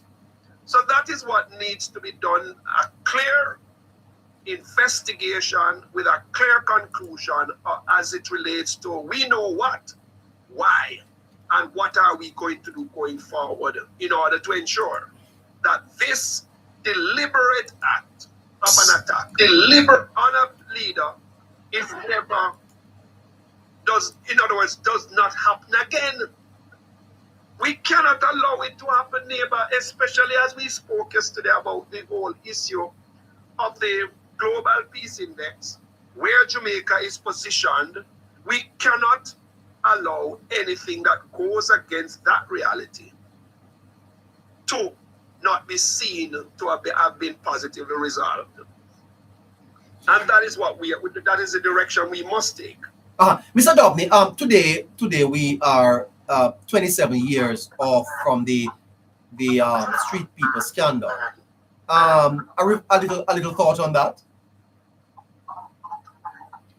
Well, neighbor, I have seen where our government have made significant strides in supporting women, families, seniors, and the most vulnerable in our society. We see where the very same Desmond McKenzie, who is in charge, the Minister of Local Government, has spoken on several occasions about care for the indigents. Yes. The whole issue of the investment in expanding care for the homeless and the most vulnerable in our society, where new shelters and drop-off centers has been created, more, in other words, new ones built and the others upgraded. We look at that as a very significant step in the right direction. Because there, as you would have said, neighbor, there's no Jamaican, regardless of your situation, should be allowed to be seen as a nobody. We see what is happening even at the Bellevue Hospital, where we are giving value to mental health. Because today, neighbor, we are here, but tomorrow, because of a situation, we might be there. And then you have a government who see you as a nobody because of what you have become based on situations that surround you. And you find yourself in a mud lake. Yes. I believe the PNP in its very construct in the now must apologize to Jamaica for that. Yes, on sir. the basis that we have raised that argument about what happened in the past. Dumping people at a mud lake, that is a tremendous disservice or injustice meted out against our people. Yes, sir. And there has to be an apology. Now, I talk about that apology. We must also look at the stewardship of the People's National Party. Yes, because I was asking myself, Mr. Dobney, that how did the government reflect that action? Because the government reflects how the society operates. Was it part of how the PNP was governing that the society became so uncaring that happened? Neighbor, it is always to be accepted that the all defined objective of politics is that people would have elevated from the very people that they intend to serve to become politicians. Yes. And politicians within the eyes of Jamaicans are not necessarily based on its defined role. Maybe because there has been gaps in the system where the politician sees themselves as an elite member of society, powered by the people, but not necessarily for the people. That may very well come out of a period of time or several dispensation where the people was not the center of what we do. Because when that is lost, when the people does not become the center of what politics represent, that is a gap that has to be fixed. Could it be that during those period of time, the people lost a sense of purpose, a sense of connectivity with the political leadership, and so that has not yet manifested itself in the way we think? Because our culture talks about politicians in a derogatory way. And when you look at the response to what happened to Desmond Mackenzie, it may very well be a reflection of what society is all about. Politicians are not good until they feather our caps with what we desire. Until we accept the fact that we have created a dependence culture, a culture of dependence, where we depend on the politics of our time for every single thing that we did not choose to create for ourselves, regardless of the environment that was created, that has been created for us to excel in what we do as independent yet interdependent individuals. So we have to look at how society has become, what politics has allowed and politicians has allowed themselves to be seen as. Because you can't blame the people for all of it, neighbor. You have to blame the political process to some extent. Yes. Because at the end of the day, the message of how we are interdependent as politicians and as a people, and the politicians being a microcosm of society, the people expect that the politician are going to become facilitators. But sometimes the politicians paint themselves as what you call providers rather than facilitators. And that may very well be part of the problem that we face. I will give you this. I will give you that if you vote for me. And in some cases, I will pay you to vote for me, but do not call me back after the election.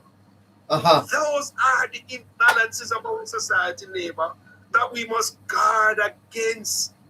Too much dependency.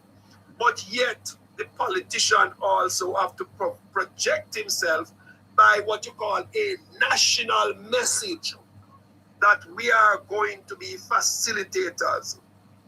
And that, I think, will change. We have to find and tap into the entrepreneurial spirits of our people.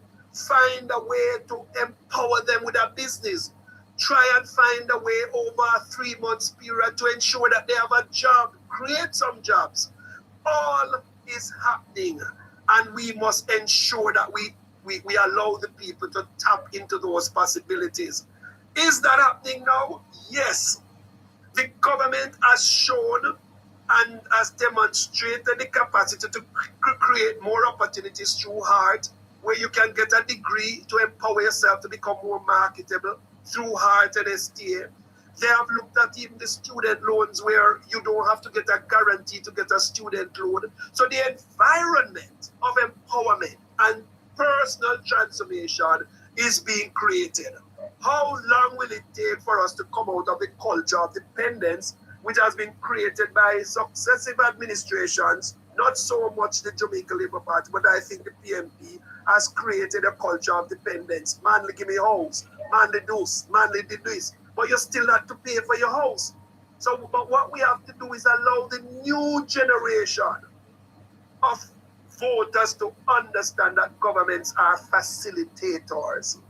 And the dependency culture has to be reduced over time, neighbor. Fantastic. We have to get there. Yeah. Until we get there, until we get there, you're going to find a situation where the happenings to Desmond Mackenzie might manifest itself again if the people of this country does not give respect to themselves first, and secondly, to the politicians who hold offices that are expected to give value to the development of our society. Thank you, sir. Hold on there for me. Connecting the dots. Hi, good evening, sir. Good evening, good evening, everybody. Yeah, man. Go ahead. Thank you for having me one more time. Yes, no problem. All right. I want to start with the incident with Mr. Mackenzie. Yes. I don't know if you remember that this is not the first time that he was tear gassed under the PNP before. He was tear gassed under the PNP before? Yes, man, in about early 2000, when he was the mayor of Kingston. Uh-huh. Himself and some other JLP councillors from the KSMC went to the office of the Prime Minister to deliver a letter. They were going to deliver a letter to the Prime Minister. The letter was in relation to the failure of the then government to call local government election, which was overdue. And he was tear gassed.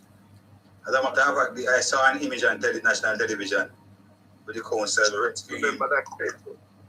You remember Mr. Dabney? Yes. I saw that on the national television. It looks far worse than what you saw. Yes. So, but the next thing too, I want to stay away from the fact that Mr. Mackenzie is a minister of government and a member of parliament. He's first of all a citizen and a senior citizen. We refer to him as a senior citizen. Right? Now, if what Mr. Mackenzie is saying is accurate and we have not heard from the police force, in fact, I don't expect to hear from them because of an active investigation that is going on now. So I don't expect them to come out because what they say could be seen to be prejudicial to the investigation. But I would hope that an impartial investigation is done and done quickly, and the chips fall where they may. Why do you say impartial investigation?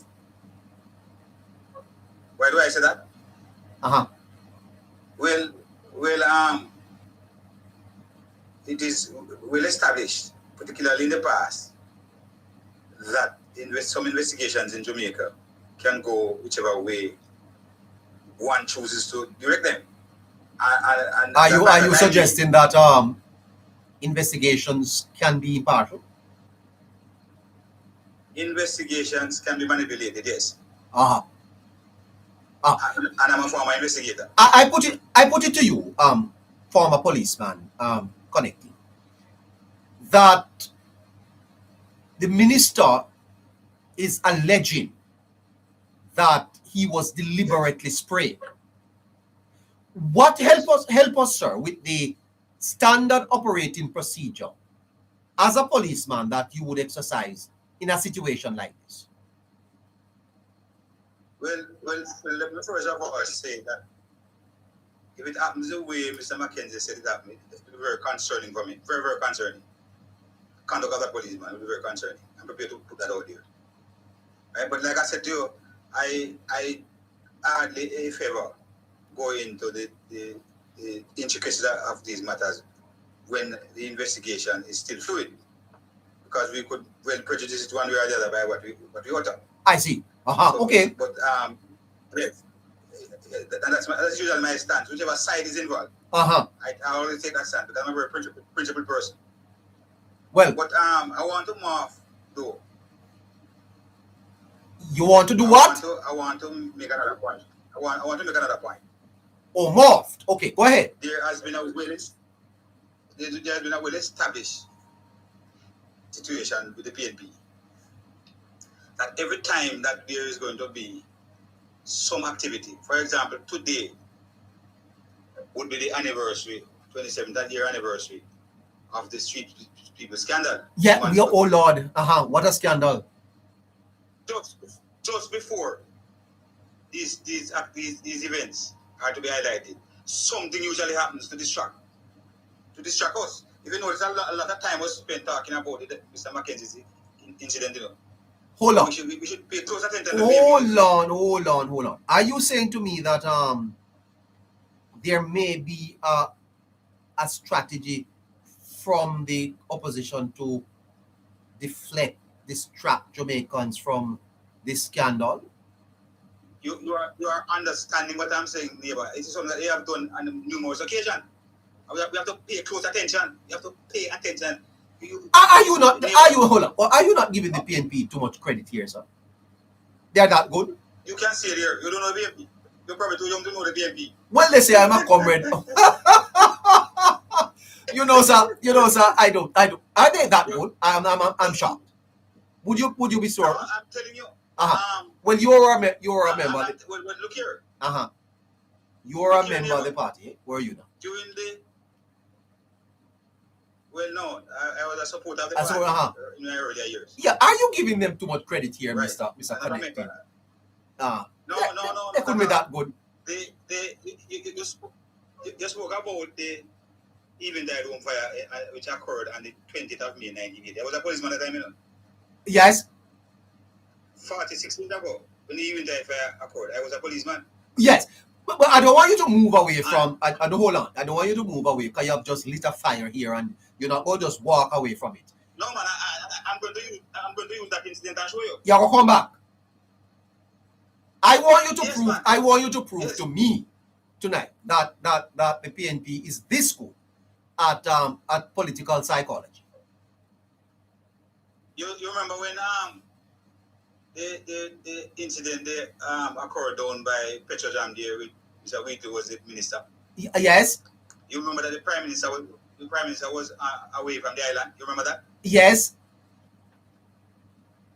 And the PSOJ, the churches and the civil society groups were calling for a meeting with the prime minister when he came back, when he returned to the island. You remember that? I remember that, And then Dr. Wheatley resigned before the prime minister came back. I don't remember it all, but you're refreshing about. Yeah, man, I'm telling you, that is what happened.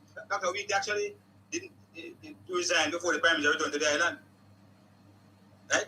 So they have been, and every time that the prime minister leaves the island, something, the Jack Glen situation arose. I don't think the prime minister was here either. So that whole there was a ceremonial opening. But how do you make connect? You are the man that connects the dots. You're not connecting the dot here for me. How do you link Mackenzie's pepper spray to street people scandal? How you link? Because of the pattern of the PNP. They have this pattern. But for the PNP to do that, they would have had to instruct that policeman to so act. Well, I'm not saying that. I'm not making that point. Then how he could have? I'm not making that point. So how? A policeman wants. I don't even know the policeman. I don't know where he's from. I haven't even checked to find out who it is or anything. I am allowed the investigation to take its course. But I'm just making this point that there is this pattern by the PNP. And we are distracted. And we are distracted, are we not? We are distracted, yes. Yes. I mean, I'm listening to your program, you know. You did very well. You did very well to connect the other issues. But the emphasis obviously is on Mr. Mackenzie and it's of the street people. No. Not at all. Not at all. The spotlight for the program tonight is the street. Hold on. Yes, is the street people. But if the incident didn't happen with Mr. Mackenzie yesterday, the PNP would take a battering today about the street people. That is true, you know, sir. But what the Rockstone have gone, yes, sir? Rockstone have gone. Neighbor. Like, give me one. Give me one. Sorry. Give me one. Sorry. Hold on, I need one. Sorry beer. I need a sorry beer. Jesus Christ. Asking everyone to tap the screen, please. Is what is palmy, God? What is palmy? I want one at Jamaica, sir. Really? This is called narrative framing. Yes, I have often said. Yes. Albeit in jest that I have gone to the university to study. You have. What I have studied is PNPology. Oh, what subject is that? I never hear of it. Well, I master the PNP is him. You are saying that we are distracted today from the street people scandal. What a scandal it was. Yes, we are. It was.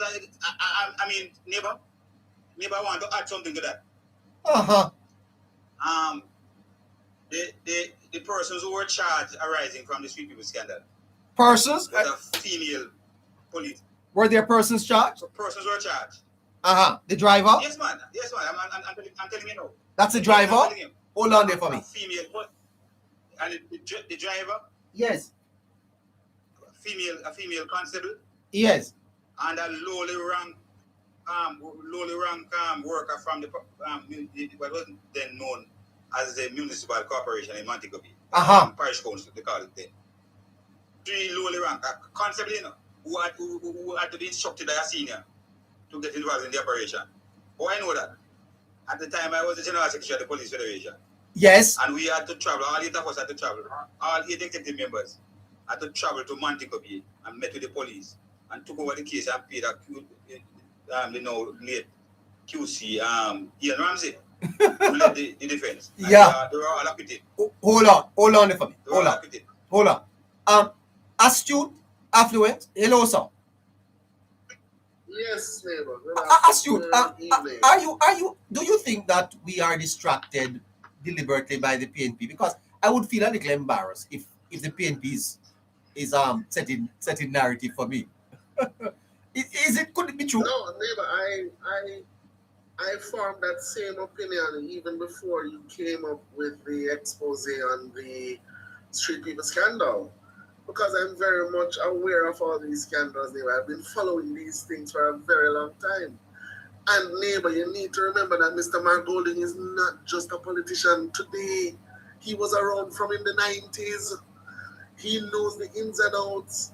The PNP is very skilled. A lot of people might think that, neighbor, Mr. Mark Golding is a smart man. Let that be known. And he plays possum all the time. He pretends. You notice when he's in parliament, he says nothing at all. He just sit down like he don't know what o'clock a strike. He's a brilliant man. Funny phone. He's but you know exactly what's happening. This man is concocting. He's scheming. He's thinking of plans. Just notice when he goes out in the field, he tries to adapt. The only thing is because he's not from the grassroots, he's a little bit awkward when he tries to connect with the grassroots people. But neighbor, he's a man who, all right, most times in the downtown, Mr. Margolin pull up and I drink and I put on around. What are you saying to me? This man, yes, no jokes. I'm not going to tell you where. But it is something that I have seen with my own 2 eyes. He's a herbalist as well. And I'm not going to tell you what kind of herb he uses. He's a herbalist. This man is a very smart man. A lot of people might think he's a poor leader, but he's a brilliant man when it comes to the art of manipulation and propaganda milling. Extremely smart. He's not just, remember, he was a part of this political system from way back. He benefited, according to the Attorney General, from a sweetheart deal. Remember that? Contractor General. Most definitely. Yes, the Contractor General. Sorry. Yes, I would have picked up on the narrative framing and I would have said, I wonder if, well, because you know how language and the law works. You can't say so, you have to say allegedly. Allegedly, that's what it looks like, neighbor. Because had it not been for that situation on the cusp of the 27th anniversary of such an atrocity, that would be the major thing. You notice that no news entity brought it. Yes. No news entity brought it forward. We did. We are the only one discussing it. Story, we're the only one. The main story is the issue with Mr. Mackenzie. And that is and it had to be such a big ticket item because we're talking about I'm a politician who's been in politics for several decades, and a man of his stature to be pepper sprayed by the state. Of course, that is going to be the top news headline. Has to be. So, and you are saying if it was Mackenzie, the PNP would have found something else to distract the nation. Most definitely. That is allegedly. That is my thought. Allegedly. So yes, neighbor, I am in full agreement. I concur with connecting the dots. That I think it was scripted. I think it was scripted. So now we can spend a lot of time, and this is how these kind of things work. It affects you from an emotional place. And remember, neighbor, there are a lot of things we can talk about when it comes to the PNP in terms of the atrocities of the PNP from then till now. So much so that we forget certain things. Yeah. So much because the amount of scandals are so plenteous, so much. Yeah. So if we start talking about them now, we're not gonna finish. Yeah. Hold on for me. Member Scratchy. Hi.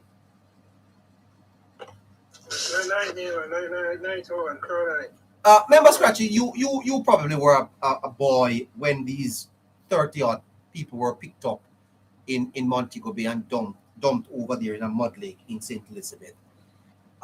Member Scratchy, why did this happen under the PNP? And in your own looking back at it, isn't this one of the worst things that have ever happened in Jamaica?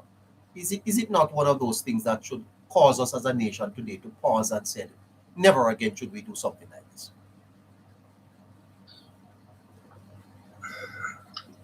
Definitely, I would agree that the wrong thing in the category of being one of the worst things that's happening in Jamaica, neighbor. I mean, very unfortunate situation. Something neighbor that should never happen in a democratic nation like Jamaica. A Christian nation again as like Jamaica, a nation who pleases their neighbor and Christianity. And the word of Almighty Father God and how we carry out his work and stuff like that. So and then the neighbor was the PNP who carry out that atrocity neighbor. Not the first, not their first atrocity neighbor. And it that mentioned Eden Time neighbor, another great one that could be ranked as probably one of the worst, That was one where a person where lives were lost. Even babies and stuff like that. So PNP neighbor is known for these things, neighbor.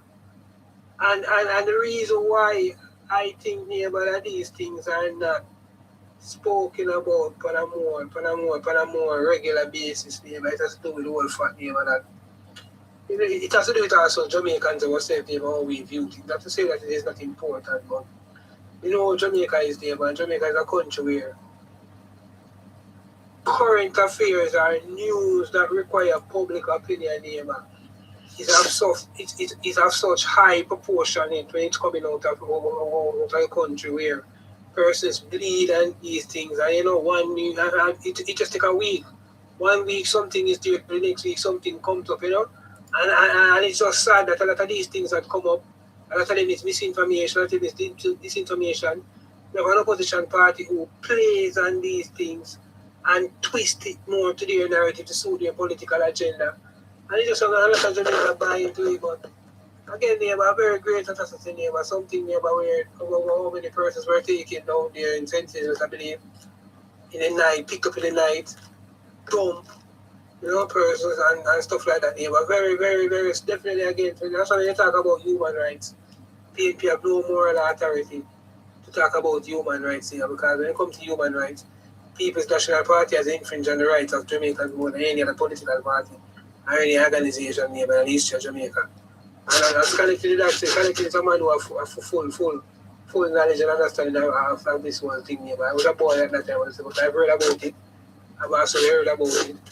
And I know that neighbor, it is something that happened on the People's National Party. And I know it is definitely not their first atrocity at that proportionate, or greater proportionate. They have been linked to many of these things, neighbor. There's a lot of communities across the length and width of Jamaica where in the 70s, neighbor, these communities were burnt to ashes by strong men from the People's National Party who were giving orders and persons who had high ranking position within the People's National Party, you know. Communities like Fletcher's Land, neighbor, is one such communities, you know, Orange Villa, where you know, Carrington Park, all of those areas where the whole eating time they go. You know, those in the community of Fletcher's Land, a housing scheme was created neighbor. I can tell you the name of that housing scheme. That housing scheme is called Beverly Garden. And the reason that housing scheme is called Beverly Garden is it was named after Michael Manley's wife. And it was during the PNP raid in the 70s when they came in and burned down Fletcher's Land, the community, a Labour community, burned it down. And then Michael Manley built up these houses. And that kind of didn't get to finish and then they get to go. Edward Seaga won the 1980 election. And persons get opportunity to live in these houses. But yeah, neighbor, a lot of atrocities was committed by the People's National Party. The society today would have moved on, Scratchy. Nothing on this matter. The Labour Party put out a little statement and we have moved on. Have we moved on really, Scratchy, in that this is a new Jamaica and we'll never see something like that happen again? You think that the society has fast moved on from that? And if that is so, how do you explain the minister yesterday being deliberately, he said, pepper sprayed by a policeman?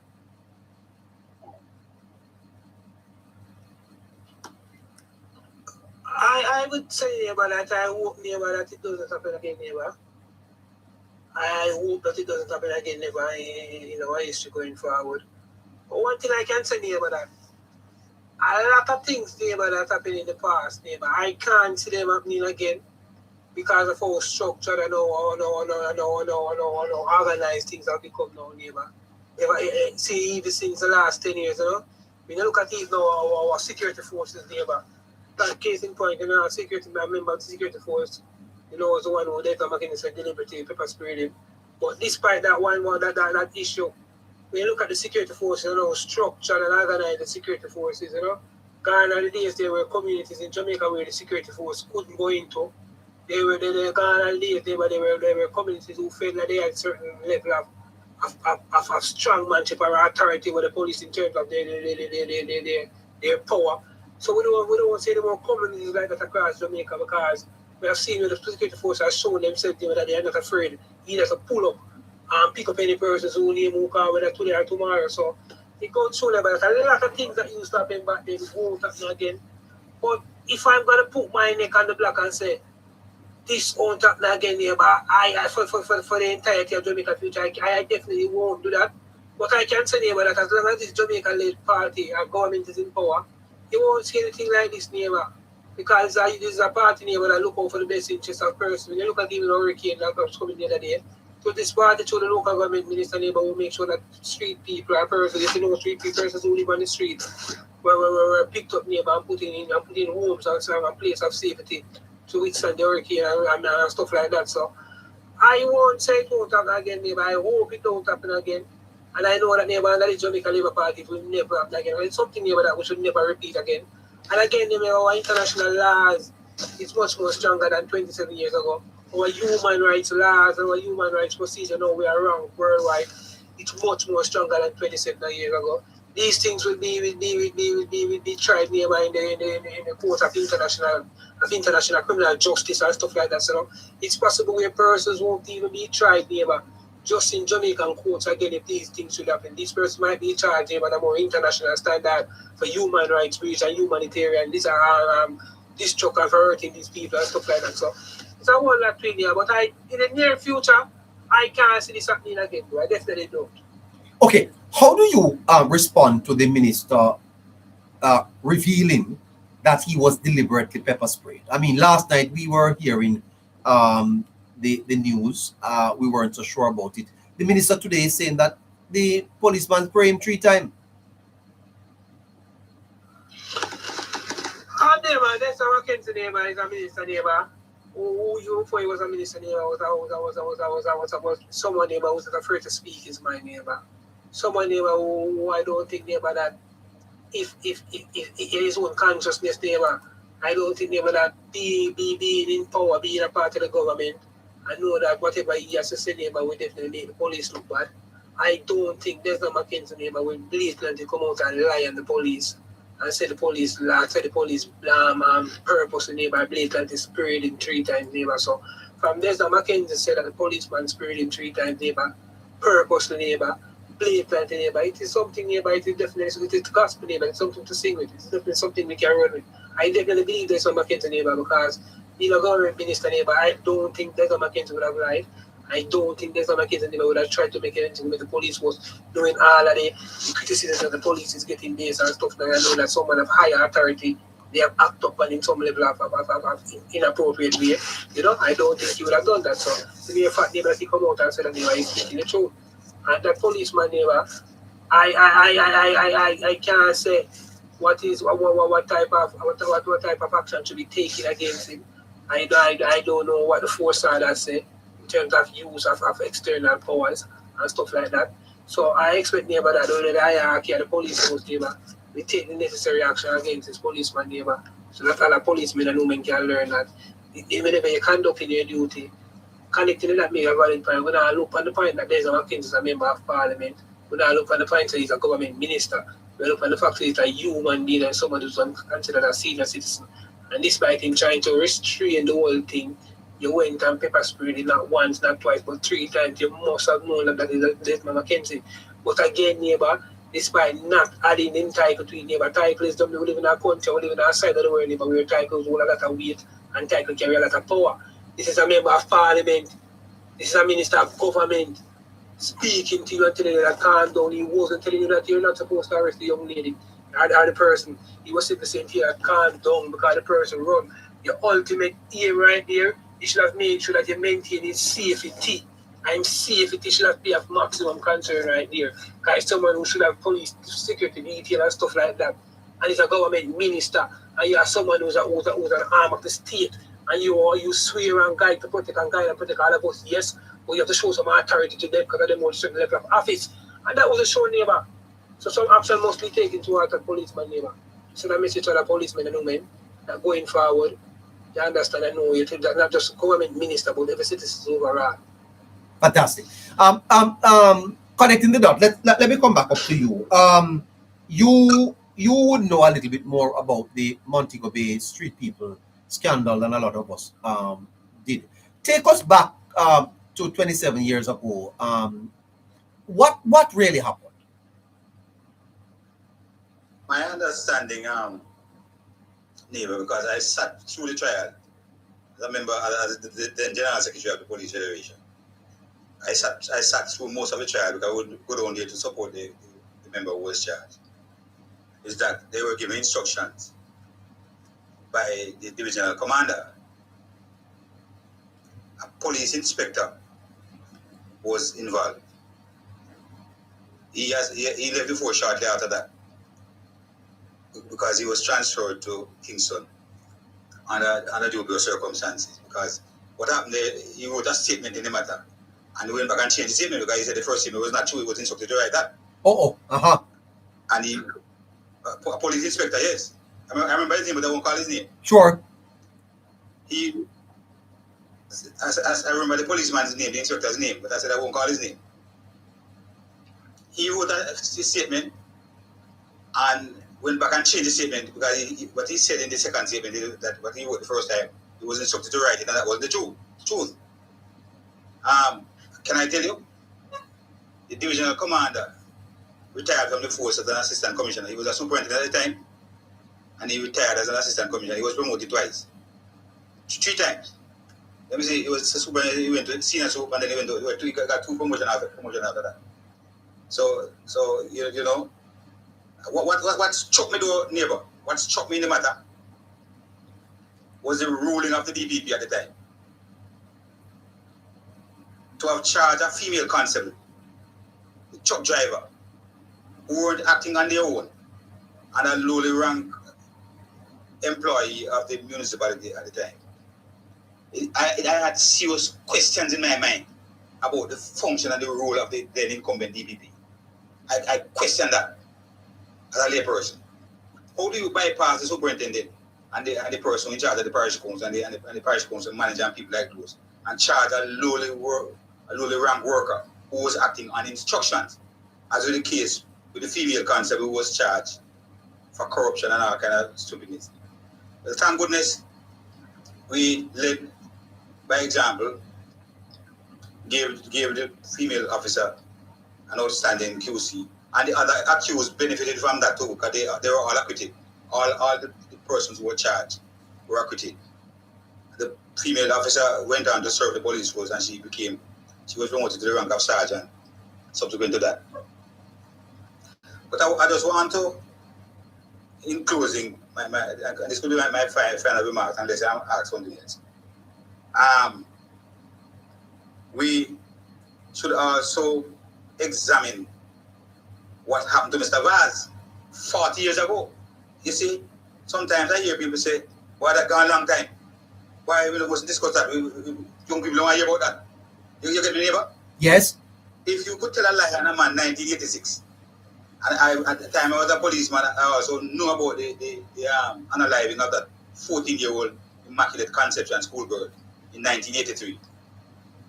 Mr. Vaz's name was never mentioned in 1983. It was mentioned for the first time when he offered himself to run as a councillor for the Trafalgar Division in 1986.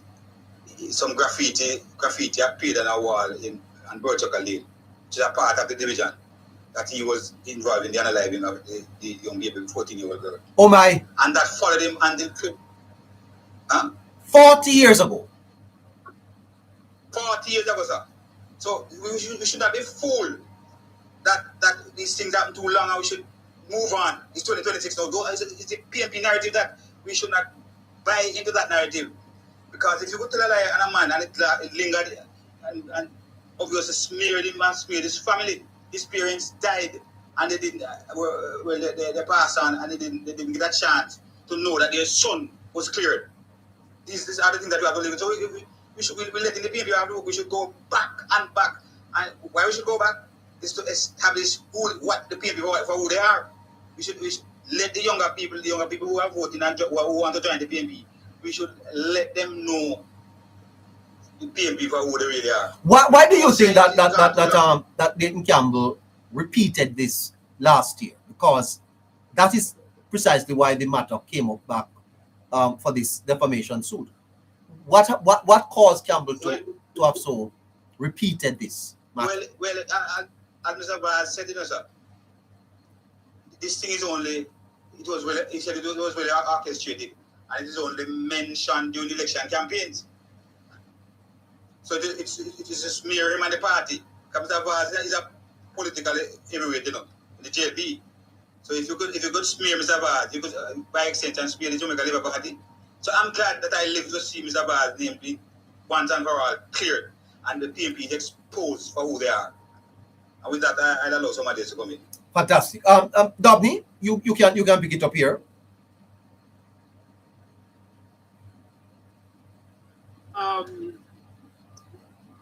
We have spoken eloquently about a track record, the track record of the PNP administration.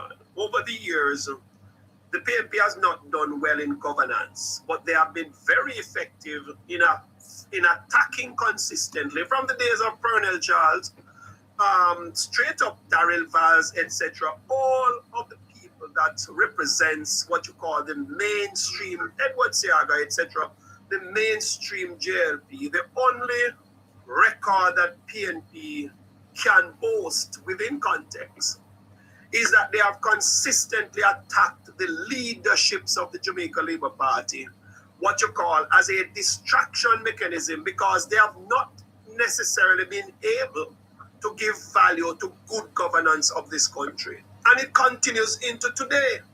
Because what is factual also is that even our current leadership in Mark Golding, there's nothing to pull on to say this is the leadership culture of the People's National Party. There's absolutely none for him to draw on. And as such, when the Jamaica Labour Party is in governance, they exemplify themselves as a rescue mission for the people of Jamaica against the times when the PNP are in office. How then do you positivize and make relevant a party that has not necessarily given sterling leadership to our people. There are many who will boast about the manly era and all of that, but record proves that the PNP has been deleterious in their leadership of this country. So there's nothing else for them to do but to be targeted against people who are a part of a party that is objective in giving value leadership to this country. And nobody can dispute that. Call them who you want. Say what you want about the JLP operatives. But one thing you cannot say is that they have not been good stewards of good governance of this country. And so to today, there will always be an opportunity to target. And when they target, they try to make news about it and try to sensationalize it in order to deceive the Jamaican people. And that is what is happening. And you know, as has been said, we don't know that it will stop anytime soon. What will change the narratives is that the PNP must be seen as a party of deception, a party of distraction, a party that cannot offer any value leadership to this country, especially now, the new breed that they talk about. Let us evaluate each of them and to determine whether or not they can do better than any one of our leaderships within the Jamaica Labour Party. They cannot compete and they cannot be compared to. So the whole sentiment is that there are people who are what you would want to call operatives of the PNP, who have been fed a narrative of not Nagwan. And by extension, even when it stares them in the face, they will still say nothing not going on. And so we have to accept this as a ploy, a plot by the People's National Party to distract the Jamaican people about what is relevant to our collective development, including them. But they are not going to do that, neighbor. They are going to continue on the pathway until I believe the implosion that will take place. Yes, we have seen where Chang has resigned from the PNP and is now heading to the Jamaica Labour Party. Yes. We see where two others from Westmoreland resigned from the PNP and are heading towards the Jamaica Labour Party. I am of the opinion, and I'm predicting, neighbor, that as Mark Golding projects himself as a clueless leader and a leader that is going to be challenged, the more the Jamaica Labour Party perform, which I think they must remain focused in performing, the more you're going to see exodus taking place from the People's National Party. You are serious about that, Mr. Duff? Yeah, you think that? I am predicting that there's going to be exodus taking place. Unless at what level? At what level? Neighbor, if the leadership has no hope of being re-elected at their November conference, who then and who should step forward in taking the reins of the People's National Party? Is it the operative from Montego Bay who has become so media friendly with nothing? Is it Mr. Oatman? Is it there is nobody there. Talk to me about that. No. Damian Crawford. What prospect would he offer as a leader? How do you see him? Look here, neighbor. You look at people based on their demonstrated capacity over the past. Yes. Demonstrated capacity to lead. Not just talk, Demonstration of their capacity to lead. How have they managed issues within the People's National Party? They have not been effective in doing that. They have not been effective in managing the mainstream PNP, when you look at Anthony Hilton, Brown Burke, Fitz Jackson, Mark Golding himself, Damian, you look at the General Secretary. all of these individuals have proven themselves to be less than capable of managing their opposition or governance portfolio or desire for governance. They have not been effective in doing that, neighbor. How then do we entrust a country to them? They lack depth, they lack charisma, they lack capacity. And when you compare that to the steady hand of the leader of the Jamaica Labour Party, we are leaps and bounds. Well, let me say, the Jamaica Labour Party, since we are arguing from what you call a perspective of balance, the Jamaica Labour Party is leaps and bounds above what we are seeing coming out of the People's National Party. All right. When you compare Crawford to Golden Doe, do a comparison there for me. I don't know. Look here, the two of them has projected themselves to be educated.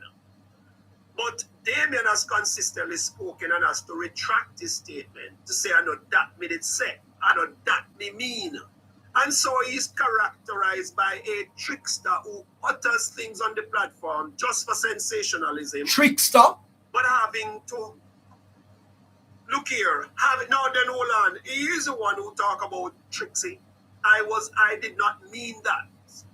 The logics of it, neighbor, while we might seem to trivialize, the fact is the leaderships within the People's National Party has to demonstrate believability, has to demonstrate the fact that they are willing to speak from their own opinions, even when the party is not reflecting it or not manifesting it. Yes.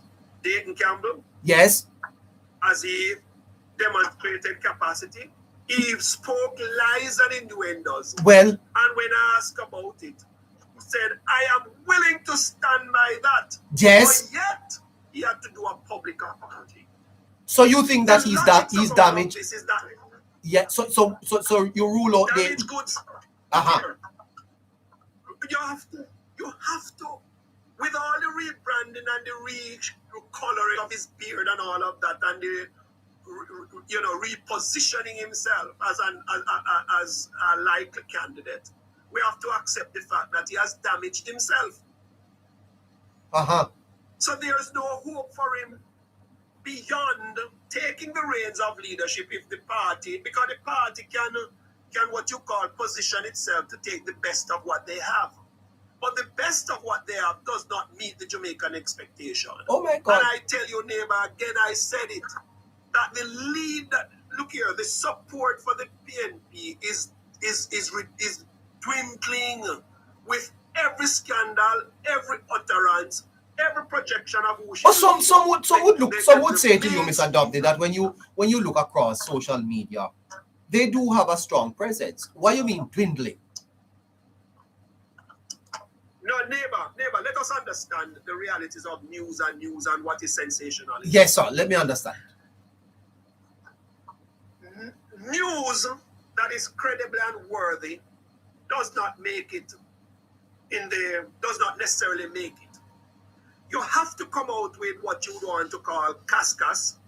You have to come out with lies, something that seeks to distract, and then somebody would have said, really? And that them are going with, without checking the facts. Now the PNP is good at that. They are good at creating what you call a soundbite that distracts a listenership. They are battling for the minds. And the truth be told, if they said, well, the Prime Minister is a good man, that not going to make it, neighbor. Yes. But if they said the Prime Minister has 28 account and him a teeth, that are going to make it. That is going to make news. Now, if you is that what is happening over? Come up with all of, yeah. Go ahead, sir. Here, neighbor, I had an opportunity to speak to an individual.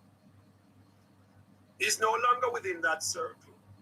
But he said, when we get up on a daily basis, we try to come up with statements that are going to attract listenership based on what you'd call a big question mark. Is that true? And the fact of the matter, understand this, neighbor. If you are prominent and dominant in the public space, which the Jamaica Labour Party is, if you say something about this man Mackenzie, people going to ask, I saw it go. And then people are going to send it to another person and say, listen to me, here we are going with Desmond. Yes. Here we are going with Darrell. Why, what happened to Weekly? Then catch him. Yes. Here we are going with the Mayor Antigua Bay. Hear what is going on with the Minister of Tourism. You never hear say Babsy, I get this your one problem. You never hear say currency at this. You never hear say this. You hear what going with Juliet. These are the things that the PNP believes will capture the imagination of a less than critical public. They don't want to know. And you are saying that you talk to a man, that tell you, say, this is what happens every day. Neighbor, I had the opportunity to speak to an individual who alleges that this is what happens. The man might be lying too. But the logics of all of that is that if you are, and hold on, there is logics to that madness, neighbor. Because you can't have a group of persons who are intended to be the people who are going to take up the reins of power as a credible opposition on a government in waiting. Be that what it is as it relates to what is suggested and what is they have alluded to. Do we have proof to suggest that this may very well be happening? Yes. We talk about the Dayton Campbell issue as it relates to Darrell Baz. Is that a truth? We talk about Mark Golding talking about the new breed. We talk about all the others who have made statements that are in other words, it have no basis. They are distractions. And as the Prime Minister would have said, it's a battle for the minds of the Jamaican people. And a large percentage of us are not necessarily critical thinkers. We all want to hear something, I've had to tell individuals, don't send me these things on my page because I'm not interested in seeing them and looking at them. But the fact is they're coming. Because I have learned and I've understood this fact, that whatever the PNP operatives said, it is smokescreen, distractions, and most times it is of a sordid nature. Have they said anything good that you can come up with, neighbor? Name it. Get a sheet of paper, clean sheet, neighbor. Make a list of all the sordid expressions that comes out of the new breed. And then you start on the next side, positive expressions. Neighbor, you might have pages over pages and pages and pages. Darrell Baz said bus after bus after bus. You are going to find on the PNP's pages of expressions, there are going to be things that are of a sordid nature and are a smoke screen to good governance. That is what they are capable of doing, and that is what they have been doing, and the facts are there to justify what I'm saying, neighbor. The facts are there. But sir, I'm here thinking about if I could come up with one thing that I've heard from the PNP positive over the last couple of months, and I really am struggling. Help me with it, neighbor. I'm struggling. Help me with it. I don't know if the but listeners if you want to start writing, listeners, can you help wish us they would, because on YouTube? Hold on, neighbor. The school bus system is a problem. Hold on, the entire JLP is a problem. The entire economic trajectory and positive rating of Jamaica is not true. The whole issue of our global rating when it comes to the peace index is not true. Yes. All of these things are not true and has been expressly suggested by the PNP that it is not true. They suggested that Andrew Wallace is first leader. Neighbor, there is so much if we start out tonight that the program have to concentrate on highlighting the negative statements, the innuendos, the misinformation, and the lies of the PNP that you would never stop. You would have to go till tomorrow morning, 10 o'clock. And I don't have that time. And if you ask anybody on this, and if you ask anybody on the program to highlight just 5 things, neighbor, all of us would be there scratching our head trying to find 5. And I think you could not find 5. My God. I can't find 5. 5 things, Well, no, I have one. I remember one. They said that Jamaica was going to grow organically. They were going to go over by Riverton Dump to find organic material to grow the economy. You remember that? Neighbor, I also heard about the fact that they are going to create housing in a swamp. Yes. I remember organic growth. How are you going to grow the economy? The economy is going to grow organically. Huh? The good part of it is housing. Yeah. But in a swamp. 1 degree per household. So remember that? I've always learned legally speaking, neighbor. Yes. That if an individual makes a statement and a paragraph or a statement, a sentence in that statement is untrue, I will only liken it unto the devil when he said to us, "Eat the fruit, thou shalt not surely die." That's the statement I will liken and attach to the PNP. Deceptive. Come to us, and you shall not surely suffer. Come to us. Give us the answer. Give us the reins of government, and you shall not. Well, not Satan can be then called Satan. So he come to us. Oh God. That's the alternative governance. And you shall not surely suffer. But neighbor, I will tell you this, and I will make this my final statement. Yes. We must understand that the Jamaica Labour Party has demonstrated the capacity to effectively lead this country in the 60s when we were considered the pearl of the Caribbean. Yes. In the 80s when Edward Siaga rescued this country, when the statement that was put out, and I was very much around that time, we said deliverance is near. Deliverance from the reckless stewardship of the PNP in the 70s. Deliverance came to us in the 80s. Yes. In 89, Jamaicans forgot. Amnesia struck them. And they gave the country back to Michael Manley in 1989. And what a reckless period of governance. I can't put governance with the PNP because that no match. What a reckless... Oh, come on, Mr. Dobney. You must can't find one thing that they have done, man. Neighbor, I cannot put governance to a PNP administration. So I will say what a reckless period of inaction, stagnation, and an erosion of the entrepreneurial spirit of our people till people were given the opportunity to leave if you want. The fact is, the stewardship of the PNP from the 70s into the 89 onward until our beloved Bruce Golding rescued us. Rescued us and gave us a semblance of order where this Prime Minister in Bruce Golding gave us some semblance of pride. Sadly, in the best things there are pitfalls and there are bumps in the road. And so Bruce Golding has to gave up leadership. I would not have. But he gave up leadership, but objectively so, he looked into the crowd of the labor right leaderships and he saw Andrew Michael Holness and he said, "Come, my boy, you have learned from the stuff, Siaga.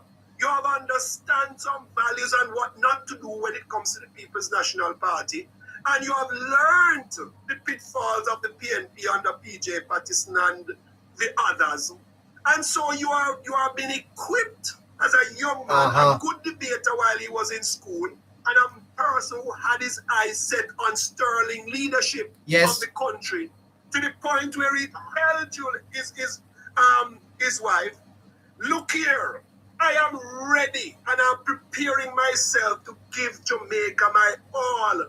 Do you want to stay? do you want to go? Gladly his wife accepted. Mrs. Holness said, yes, I'm going to stick it out with you. And what a sterling first lady she has been. And we will tell ourselves this, that when Andrew lost his first election, it was not what you call a derailing of his objectives. It was just a learning process, what it means not to lose an election. He learned how to lose, and therefore he was now exposed to what losing feel like as a visionary. And so what did Andrew Holness did? Andrew Holness went back to his drawing board and said, I am putting my sights on 2016. Yes, he was. I remember when 1.5 was articulated and those over the other side said it could not work. I watched Andrew Holness left that meeting and walked through halfway tree. Oh, you were at that meeting? And shake the hand. Look here, my neighbor, I was there. Oh my God. I walked with Andrew Holness when he walked through halfway tree, and those who were there at the 1.5 meeting, yes, felt a sense that here is our. Hold on, Mr. W. Hold on.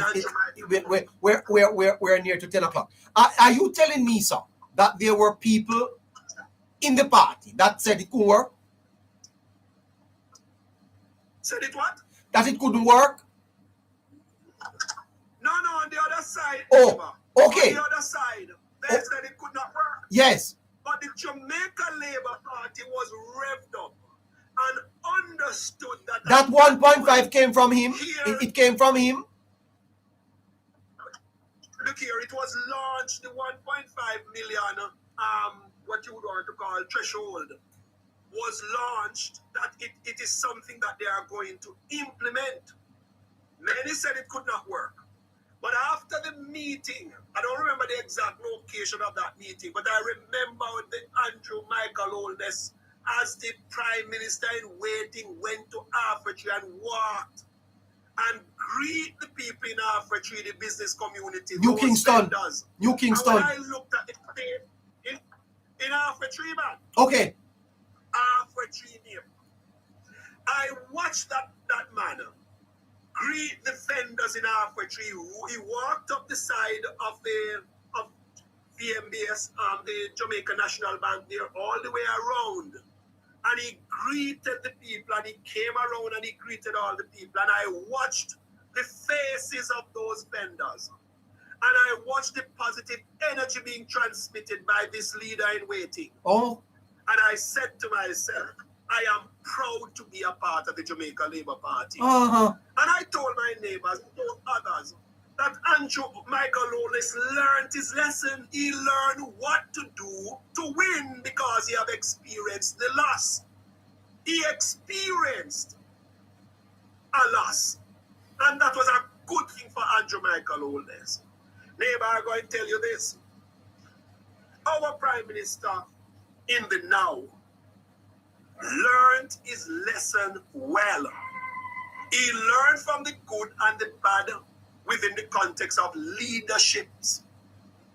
And by extent, he has put on show since 2016 a Prime Minister who understands where he wants to take Jamaica. And he has led since 2016 with a steady hand. Don't think that our Prime Minister have not come under attack from internal sources too. Oh. Don't think that he has not come under attack from external sources. But the Prime Minister stood the test of time. He has prevailed, neighbor. And surely he has gotten his third term. 3 represents the Trinity. And when you are dealing with the Trinity, neighbor, that's a good thing. And I'm going to tell you, neighbor, Andrew may well have to resign and give somebody else a chance, but he's not intent. And by Jamaica's standard, having such a leader, we are not prepared to allow anybody else within the context of the PNP to hold the reins of power. When Andrew Michael Holness is ready, I'm sure he will signal that. But Andrew is Jamaica's for the 4th term, the 5th term, the 6th term, the 7th term, and hopefully maybe by the 8th term, which is a new dispensation of the Jamaica Labour Party, you might see another leader emerging. But hold on then, But Mr. Andrew Dabney. Hold on. Holness- Him now go be too old, man. Neighbor, Andrew is a young man. I've seen other leaders which are much. Hold on, what happened? You know, remember the president in Biden, at what age he had to admit office? Andrew Holness has a lot in him, neighbor. Andrew Holness has demonstrated the capacity to lead with a steady hand. Andrew Holness has demonstrated the capacity to lead us into Vision 2030.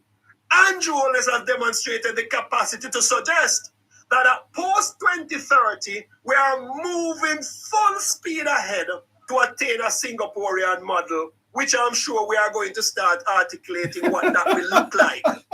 Because neighbor, The listeners are saying that Andrew need a break. We go play cricket.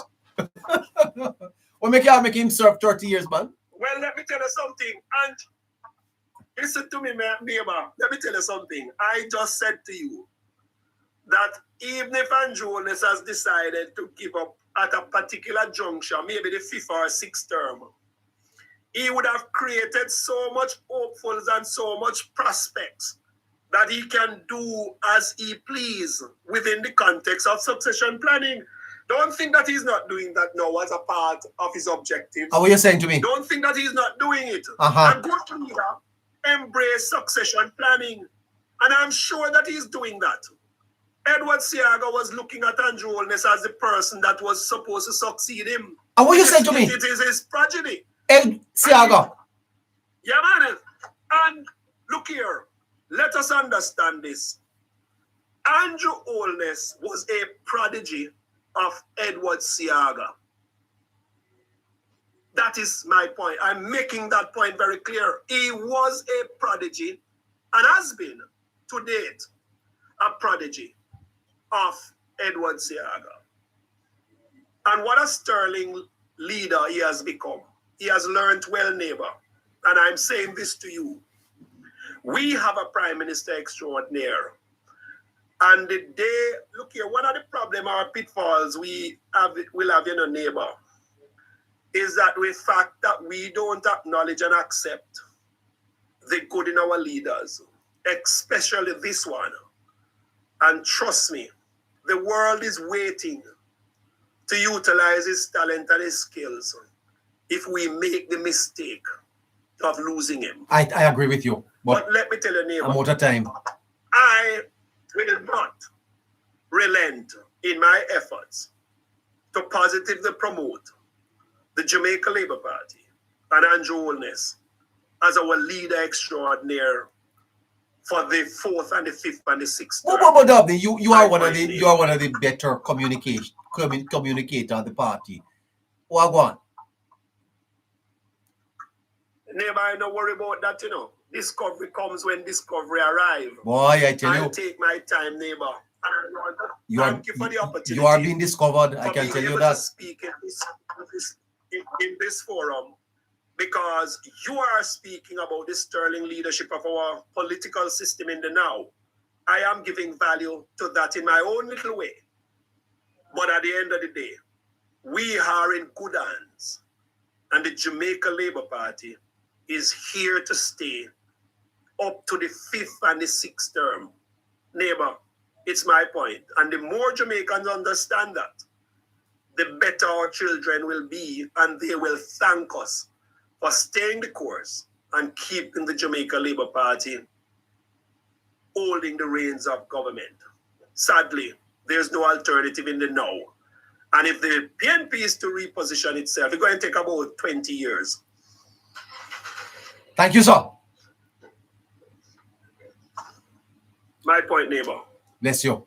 Great. Wow. Well, YouTube, there you have it, Mr. Dabney. Very good communicator he is, you know. He's a good communicator.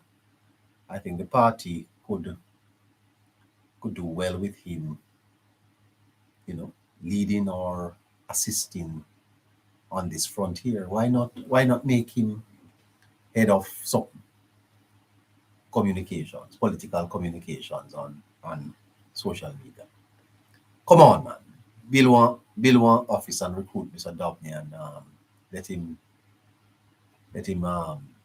do the job. Fantastic. Astute?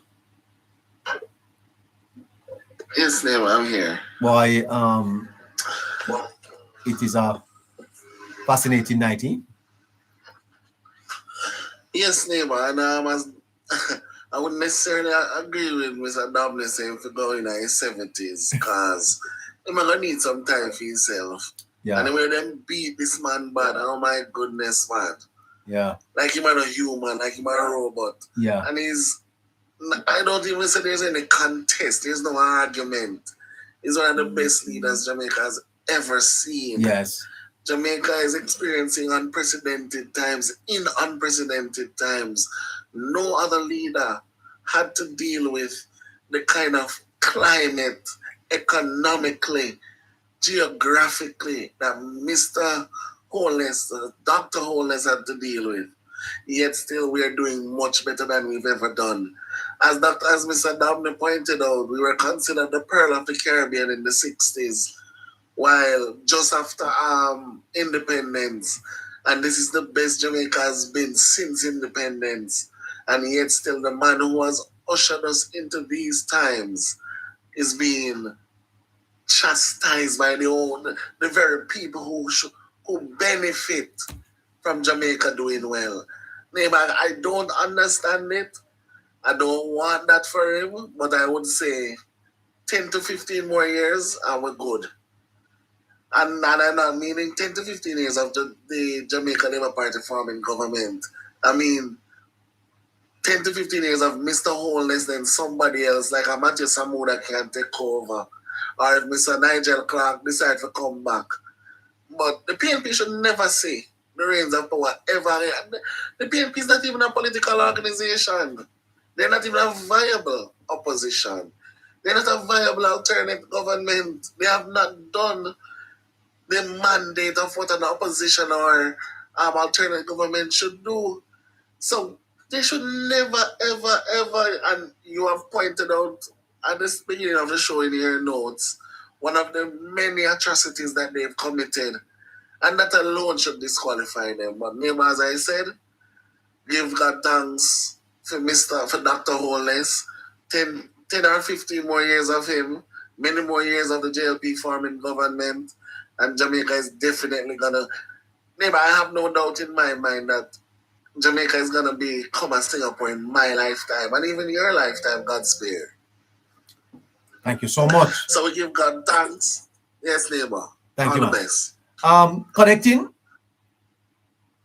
Yes, sir. Just two quick points, Sammy. Yes. Mr. Dabney was very, very comprehensive. But something I want to draw upon is when he talked about the source and the cas that has been resonating on the PNP side. And let me tell you something. That win some votes, the source and the cas could potentially win elections in Jamaica. And that is why I'm so disappointed in the middle class and the professionals who are not going to the polls. We could allow the people who are listening to the cascas and being swayed by the cascas to cause a party to win an election that should not see government. Yeah. So and that's why I always speak to the people in the middle, upper, and the professionals. Yeah. Well, thank you. We should all understand that elections have consequences. They do. Absolutely. Earlier you asked a question about, you said what is good about the BNP. You know what? My memory was dragged a bit back to, I think it was the last debate that Mr. Siaga and Mr. Patterson, it was the 2002 election. Mm-hmm.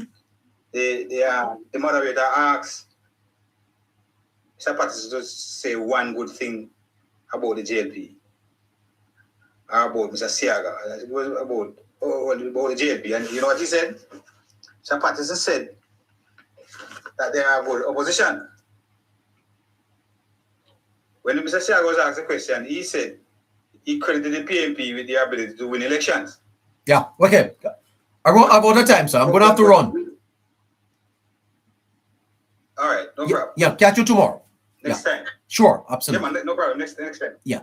You know, listeners on YouTube, listeners on TikTok, I have something to say before I leave you here. I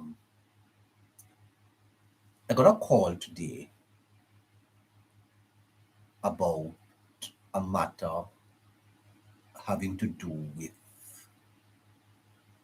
our relationship with a previous associate with the Politics Plus podcast. I started this program more than a year ago with Scratchy. When I didn't start it with Scratchy, Scratchy joined me on the first day. This program has been injured,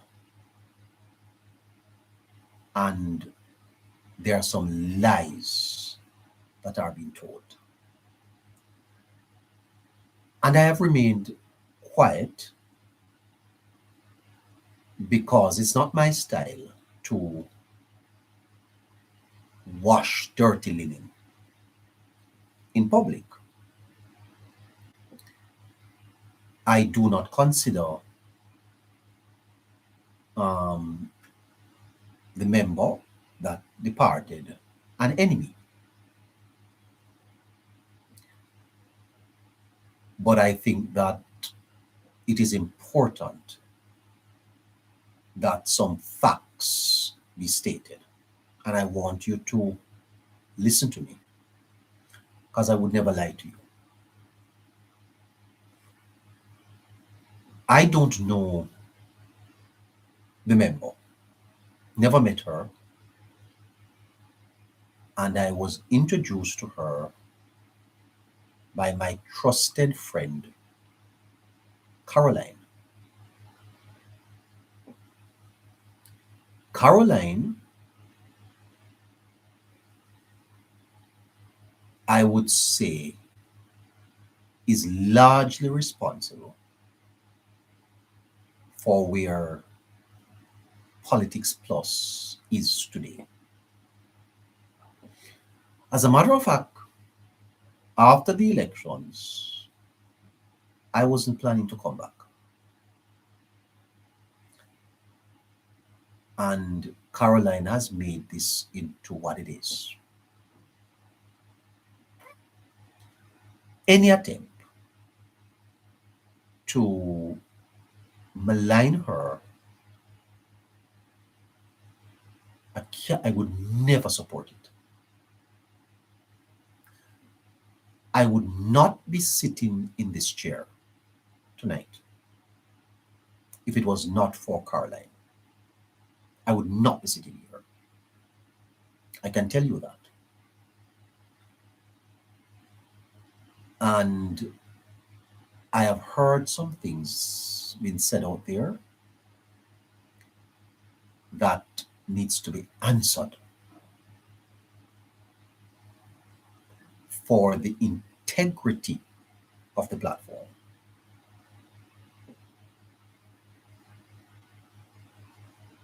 The channel that was named the Politics Plus network, we contracted a person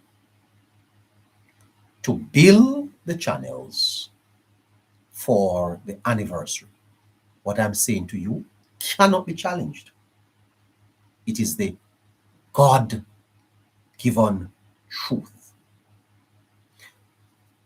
We contracted a person and paid them.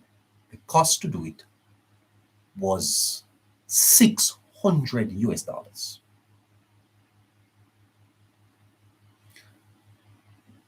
Caroline paid the person $300 as a 50% deposit to launch all of our social media platforms. They were to be launched on the anniversary. At that time, I did not know of Shafreen, nor did I meet her. The person we contracted and paid the 300 made the logo. That is the person who designed the logo. The person was to have set us up on YouTube, Patreon, Facebook, Instagram, created a website, all of that. Not only that, but we had employed her to manage the platform for 3 months. And it was included in the $600. Those were costs borne by Caroline.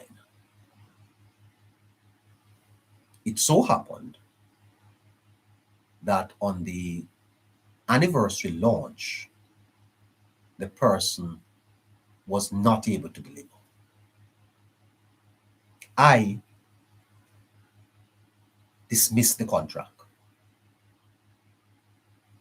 And if the person is listening, they'll tell you it's true. I made that call and I said to the person, no, you didn't fulfill your, and they demanded that they be paid the additional amount. And I said, no, when it's a breach of contract, it's not going to happen. So $300 US dollars went down the drain. It was then that I was told that Caroline introduced me to the member, and the member agreed to help. There were costs involved in doing it on behalf of Politics Plus. That's why our signature was on it. The name of the channel and the signature of the channel. Okay? Now, the subscription cost, because you have to link the YouTube to StreamYard and you have to pay for it. Those costs were borne by us. And if I may move beyond that and say, they were borne by Caroline.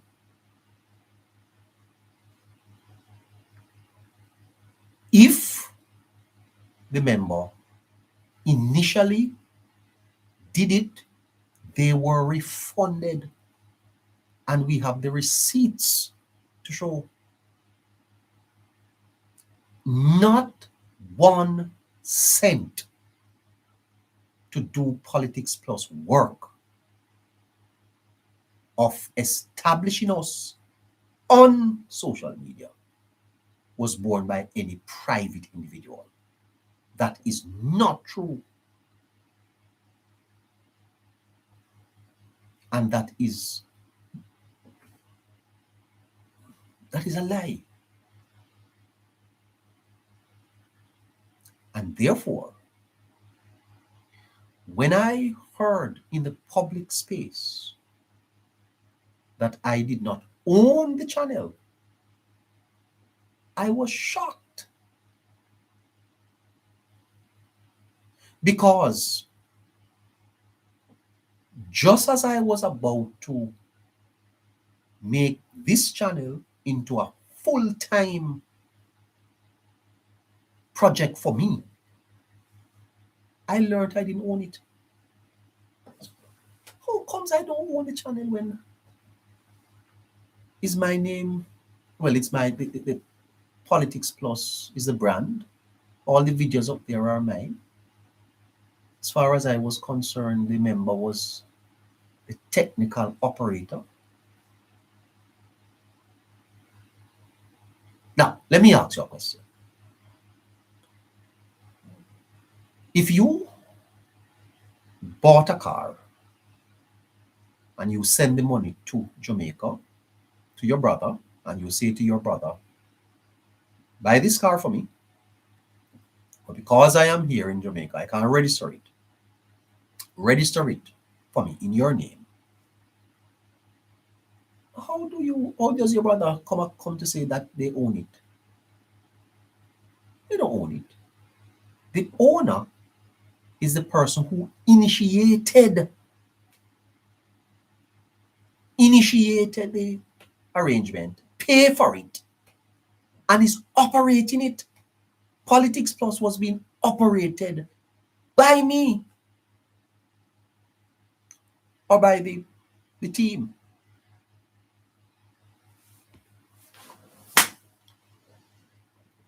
The challenge came about because the 2,800 people are on that channel. Are they on it because of the member, or they are on it because of me or the team? Who built it? Who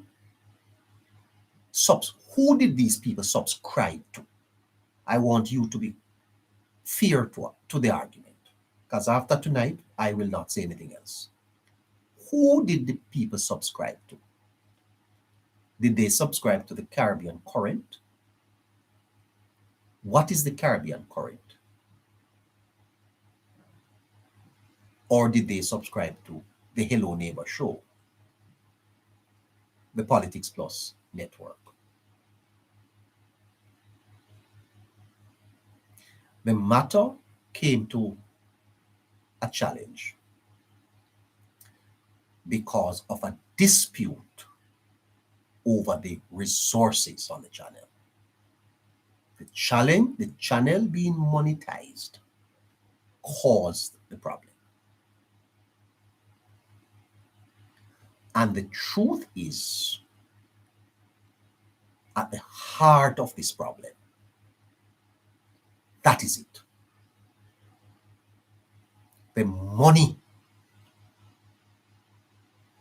that the channel has the potential to make, not what it is making, because to be fair, it's not making anything really, but the potential.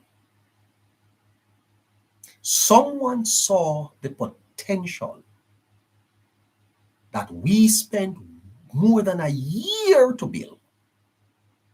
And when it reached a point where it could begin to support us, you're not supposed to get it. So all of this nonsense you hear about rubbish.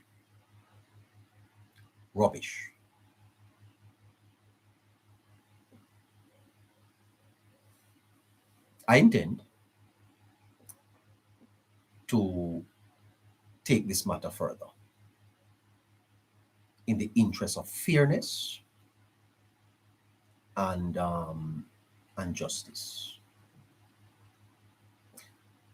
Because I only allowed the channel to be registered in the name of the member because I trust her. Before that YouTube channel, I registered 2 others. But I was more than happy to have been receiving help. Had I known that this was not help for me, I would not have done it. Anyone listening to me here, answer me this question. Would you register your YouTube channel in another person's name, would you do it?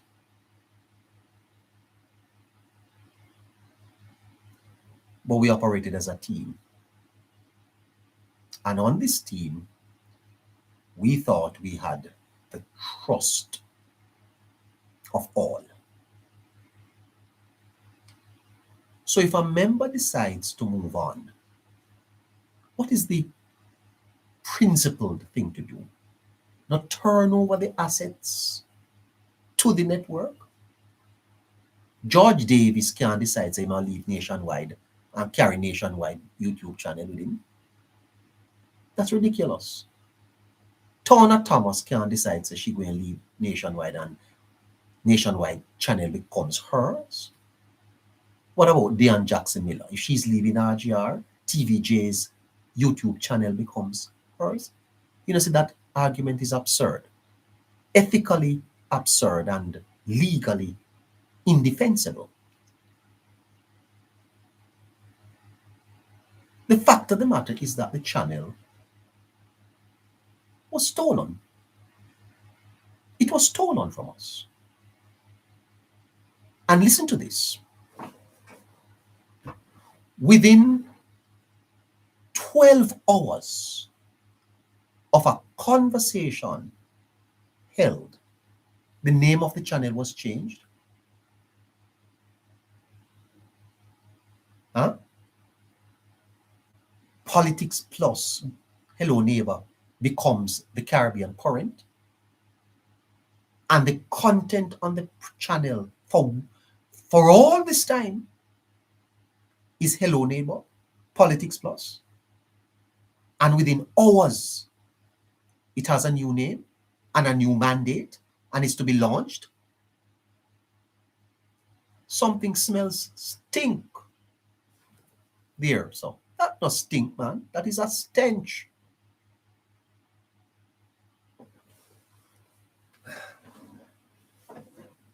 You know, I am taking legal advice. And I would encourage that the channel be returned. Because that is the proper thing to do. That channel belongs to Politics Plus. Hello, Neighbor. No one else. There is no one with any corresponding evidence to show that they paid for that. That is untrue. Now, I say one more thing and then I leave.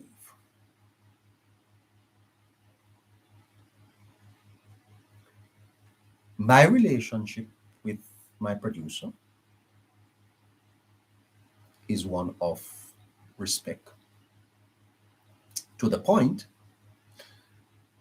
where if she leaves, then I probably will go too.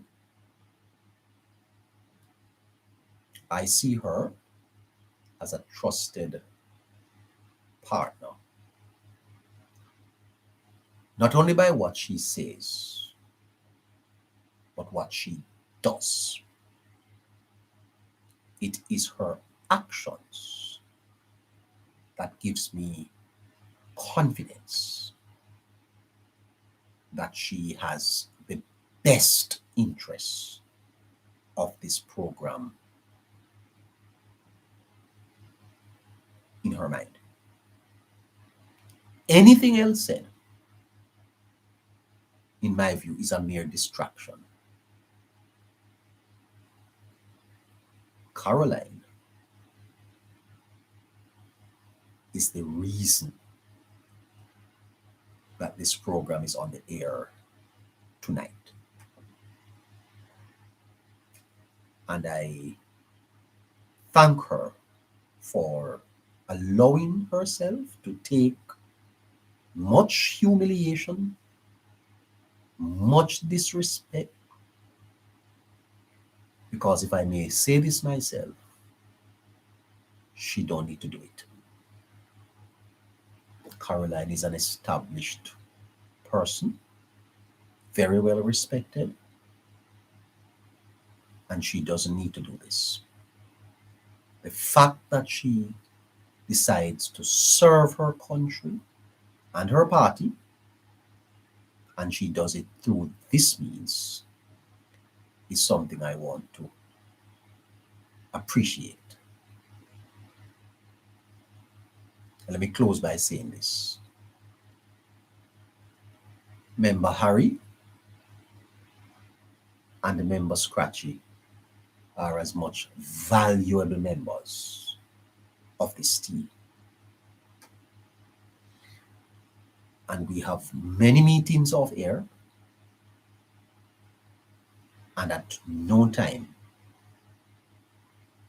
was I aware that they were coming out to lie for me, because they know that I am a comrade and they are lying. Anyone who says that, who was a member of this team, was either a spy or was a Judas.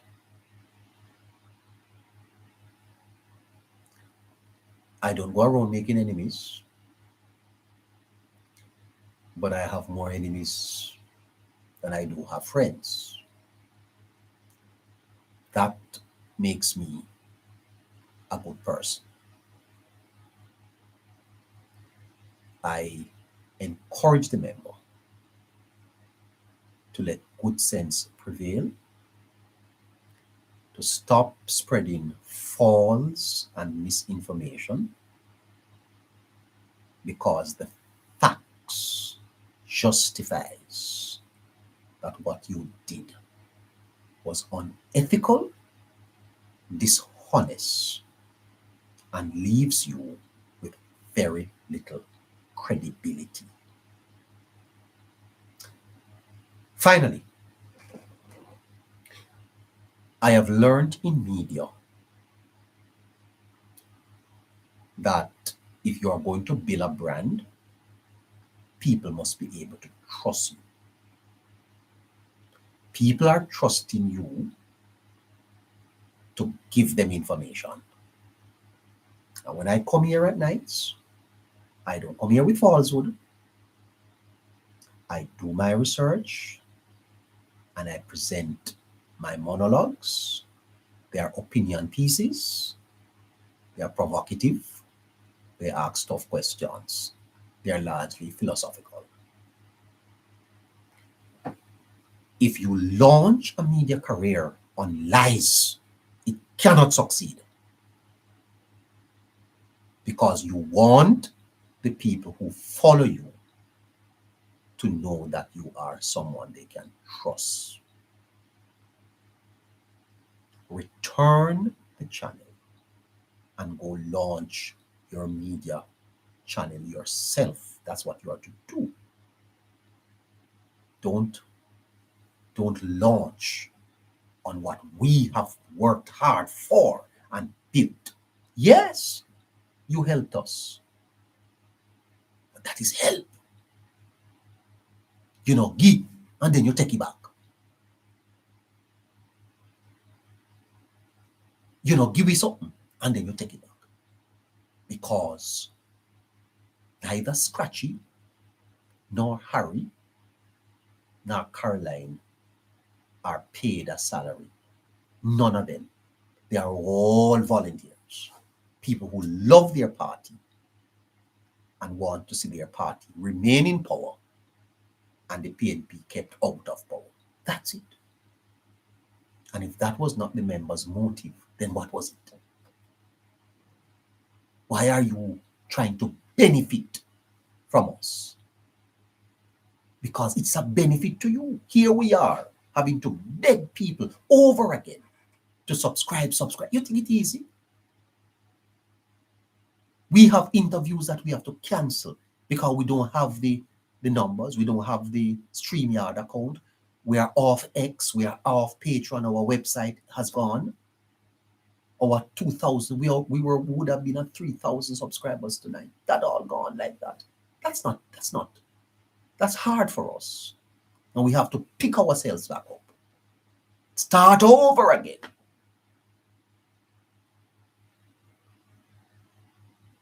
Is that fear? And then the unmitigated audacity to suggest that you own it. Come on, man. Come on.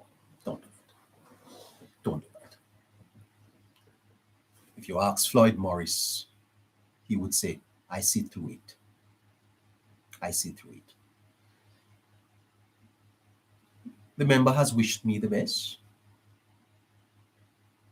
That's insincere. You can't have your foot in my neck and wish me the best. That's insincere. If you are to wish me the best, give me back what belongs to me so that I can prosper. To wish me the best, take your foot out of my neck. Don't destroy what I have spent more than a year to build. It's not fear. I didn't come here looking for fame or popularity or any of this. I believe God has blessed us with a faithful set of listeners, and they have supported us. Don't wish us the best with your foot in our neck. That no fear.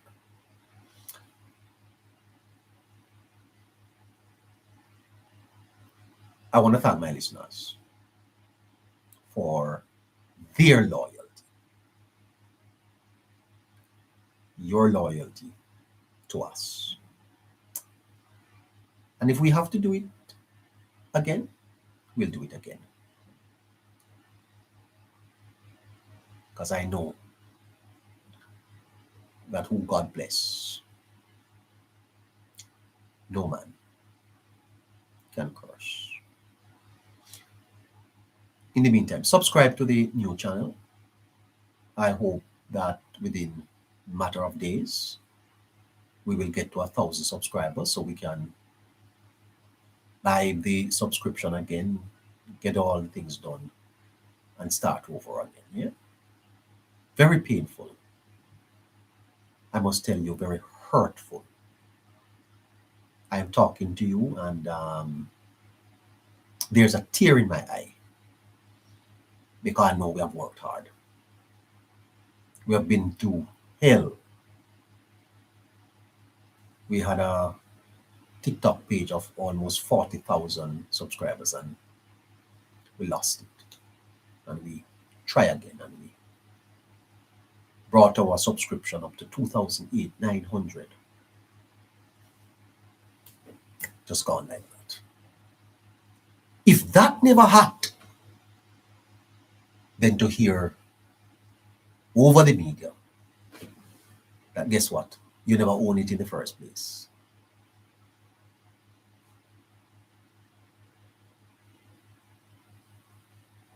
Man is indeed a wolf to man. Cain, killed Abel. And sometimes I wonder, who can you trust in this world? David said, if it was an enemy, I could have bear it. If it was an enemy that stabbed me in the back, I could have bear it. But it's a trusted friend. Someone who says, I'm here for you. Someone that I worked with, someone that came and we thought we were on a journey together. That's what makes it so painful. was an enemy that did it for you. You could bear it, but alas, it is one of our own. I kept you too long, and but I thought that it was important to make those comments to you. YouTube, keep subscribing. Let's do this all over again. And if any one of you out there that you have technical knowledge, you are versed on these things, why not get in touch with us? We could talk. If you are technologically advanced, you know how these things are done. We are barely learning. I'm a novice. I barely can do anything. Help us out. Subscribe, like the page, and we can do it over. Take care of yourselves. I hope that I don't have to speak on this anymore. And I hope that I have answered all the questions. Have a great night, and we love you. Bye bye.